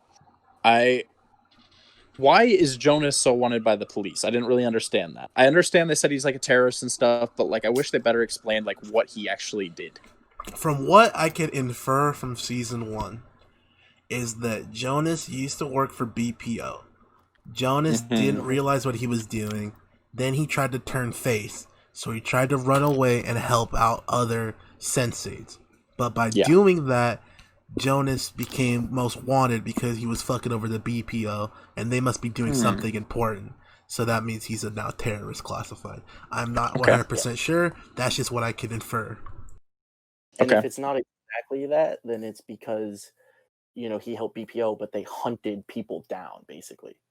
But I'm pretty sure it's more the BPO kind of, you know, they have money and power in ways, and they know about this stuff, and so they kind of control the government in that way. Right. Okay. That makes sense. So that's the big thing. My second question. So what's up with, like we said in the Silent Voice episode, and we should have said in the Avatar episode, what's up with the shows and one parent? I feel like most people don't grow up in a clean household with 2 parents. So I feel like it's just to make it relatable to people, normal people. I get that. I would say, like most, I don't know. I guess that makes sense. But like you look at Riley, she has her dad, not her mom. Coffeus only has his mom. Sun didn't really have either. Her mom already died, and then her dad died. Will only has his dad. Will only has his dad. Nomi doesn't really have either. Hates her. And her dad I don't think was mentioned. Wolfgang's dad is dead. I never mentioned his mom. Kala has both. Wolf's mom is the birth thing. Yeah. Lito doesn't even mention. Kala has both, right? So if I have to predict, being Kala the only one that has both, that she's going to lose one or both of her parents. One of them's going to fucking die? Yeah, that's my prediction. I literally wrote it. I can't say anything because I overall know what happens, so I can't spoil things. Right. One way or the other. But that's just my prediction out of that. Yes. So one thing I will mention before we get into the next season and everything. Yes, they do get a different actor for Coffeeus. That will hurt my rating for next season because if that guy's not nearly as fucking good, I fucking will kick a brick. The only thing I'll spoil is that he's not nearly as good. I don't have a problem with him as an actor necessarily. I saw his face; he doesn't look as funny. He does not. Amo Amin did such a good job as Coffeeus that once he left, there was no one they could have brought in that would have done as good of a job. Just get Will Smith. They couldn't just write him off.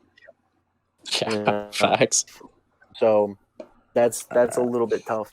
And then also the reason there's only 2 seasons and then this finale of Sense8 is because Netflix canceled it due to budgeting reasons. Part of the reason for this is because throughout these first 2 seasons of the show, they filmed on like 5 or 6 continents and 13 countries. Nice. Yeah, that's wild. All this stuff around the world. So yes, I understand why there's a lot of budget and then they have to pay everybody, But at the same time, then they go and make these crap shows on Netflix. And I'm pissed at Netflix for doing us dirty like that. Well, getting back to it, I have one more prediction. And that is since Will saw whispers, right? And they are connected or whatever now.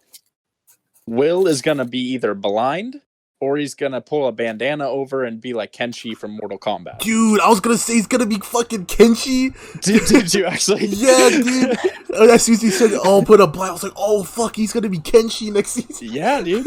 Dude. Yeah. Imagine him running around as Kenshi. Dude, that's what I'm saying, bro. He's gonna like be blind or something. Like that's my prediction I made. He's gonna be Kenshi with the sword and shit. That'd be so swag. Imagine like Sun teaches him how to use a sword. Oh my god, that'd be sick. He's walking around. He's like da-da-da. He's like fatality. He's like bitch. So any other predictions before we get into our ratings? Wolfgang's gonna fucking die. Really? Someone's dying, and I think it's gonna be Wolfgang because he's the only one that has like. He's the one that if you kill him, he has the least ties to everyone else because he's such swag. Like he's like dude, I hate people. Right. I don't love people. Fuck it. If I die for saving everyone, especially because he's the one that has the best fighting skills and action skills, like other than probably Sun, but Sun doesn't have a gunplay. He does. Like he'll probably die trying to save everyone else from a situation. That's my opinion. I can see that. Plus, he's the one that we like the most. Therefore, he'll die. Exactly. You know how they do it. Yeah. Was that it for predictions? Yeah, I don't got it. I don't have any to make, obviously. All right. I'll start off for my rating. I'll start off. So, at the beginning, I thought it was okay. I was kind of like uncomfortable. Like the sex scenes were kind of weird. Like I don't know. I was just kind of like, all right. It kind of dragged along, but at the ending, it ultimately kind of picked up. I started feeling a better connection towards the characters. But I feel like the first season was really based on the subplots, which I'm not a huge fan of. I wanted to see more of their working together to beat a common enemy like Whispers, and I'm hoping for more of that in season 2. I want to see them like working as a team, I guess. So therefore, I'd give the first season. Man, I'll give it a. Wolfgang really sold it for me. A 6.5. A 6.5. 6.5. Okay. Yep. So whoever wants to take over. I'll go first since this is Tristan's baby. I really like the show. I feel like they legit could trim like 20 minutes off each episode and make it perfect. This is the same issue I had with Shooter, but I would say like a 7.5, a 7.25 for the first season. 6.5 or 7? I said 7.25. Oh, 7.25. Okay. Because like it's swaggy. I'm invested in the subplots, but like, dog, like get the main plot moving, bro. Right. That was my issue as well. I really like the characters, but yeah. Fair enough. I personally, for season for season 1, I would give it an 8 out of 10 personally. That's fair. I think it's I liked kind of. I mean, there's something left to be desired for like character development and everything. Um, but and also for like the main plot, I guess. But I think the way everything was handled, I think the concept of the show is phenomenal. I think it's super cool. I think the way they make some of these things happen, the way they film it is just so dope. I think it was original. I think it was super cool. And so I think a lot of that was what leads me towards like an 8. I think the majority of the cast as well. I think I'd say probably 95% of the cast is also just fantastic in their roles. And so I really like that. Including like this show has one of the best supporting casts out of any show I've ever seen. Yeah. Okay. Yeah. I mean, you got Felix with Wolf. He's pretty cool. Okay. Amanita with Nomi. She's fantastic. Will's partner, I think his name is Diego. He's dope. Hernando and Ben are both fantastic. I love them. Honestly, even Rajan and Kala's like family and everything, while they're not as like cool or anything, it provides some interesting stuff, you know. And so I just think the supporting cast in the show also brings it up a ton. So that's my take on that. Yeah, that's totally fair. Would you guys recommend this show so far? I think so. Yeah, it depends who it is. Like, I'd recommend it to some people. I would not recommend it to a family member. I can tell you that. But I have already. Yeah. Well, okay, that's different. I would not recommend it to an older family member. I did to my grandma. That's fair. Oh, did you actually? Yeah, I was like, this show's pretty good. Okay. I was like, but there's like sex scenes every 2 episodes though. I mean, there's like 2 an episode. She's like, really? I'm like, yeah. Yeah, I'd recommend the show. Yeah. It's a good, like, the characters are great. Like, I think, honestly, you could just fucking throw away the main plot and just have the B plot be the fucking show. Like, I agree. I would have been down for that, but you introduced the A plot, so now I gotta know. Right. Yeah, so that's my problem. I gotta know the A plot now, so. Yeah, I feel like when there is an A plot, the B plot just seems random and sporadic, and I feel like that's kind of what brought it down. That's fair. But yeah, so is that everything you guys got for season 1? I think so. Yes, tune in next week for season 2. Well, boys, you better get your long one again. Better get your list ready for next week because new show rotation next week. Hey, yes, sir. Well, we have the boys as well. We have a new rotation next week, but we'll start reviewing it after the boys season 1 and 2. But we'll announce the list next week. So we will have Sense8 season 2. Then we will have the Old Guard. What? We also have the finale next week. Yeah, it's the same thing. The whole series we're finishing. It's the same thing, yeah. Yeah. Yeah, but Eli was saying. Season 2 and the finale next week. And then we have the Old Guard after that. And then we have the Boys season 1 and then the Boys season 2, correct? Yes, sir. And then we will either go into another Binge Plus episode, which is more likely, and then probably our next season of whatever we choose to put on the list for our shows. Exactly. I was just looking at the coming soon on Netflix. One of the shows I wanted to recommend but couldn't because it wasn't on a streaming service is coming to Netflix. Ooh, that's what I like to hear. Don't check for it. Don't look it up because you guys need to go into that one dry. Okay, I won't. But yeah, so I guess that's been everything, right? Yeah, I guess so. For me, yeah. All right, 3 hours, 3 hours and 10 minutes, boys. Oh man, I'm sorry, boys and girls. Yeah, I'm sorry for my own self too. But past that, ladies and gentlemen, we have been the Binge Boys. Thank you for coming along, listening to us talk about Sense8 season 1. Next week you come back for Sense8 season 2. But with that, my name has been Enrique. I am Binge member squad. Eli, I guess. I don't know. I was going somewhere with that. Holy shit! I know nobody makes it this far, so I was just gonna go out with something. I'm Binge Boys squad member Eli. That's where I was going with that. Go one more time, Tristan. I'm still Tristan. It's all the same. And we are the Binge Boys. Thank you for watching.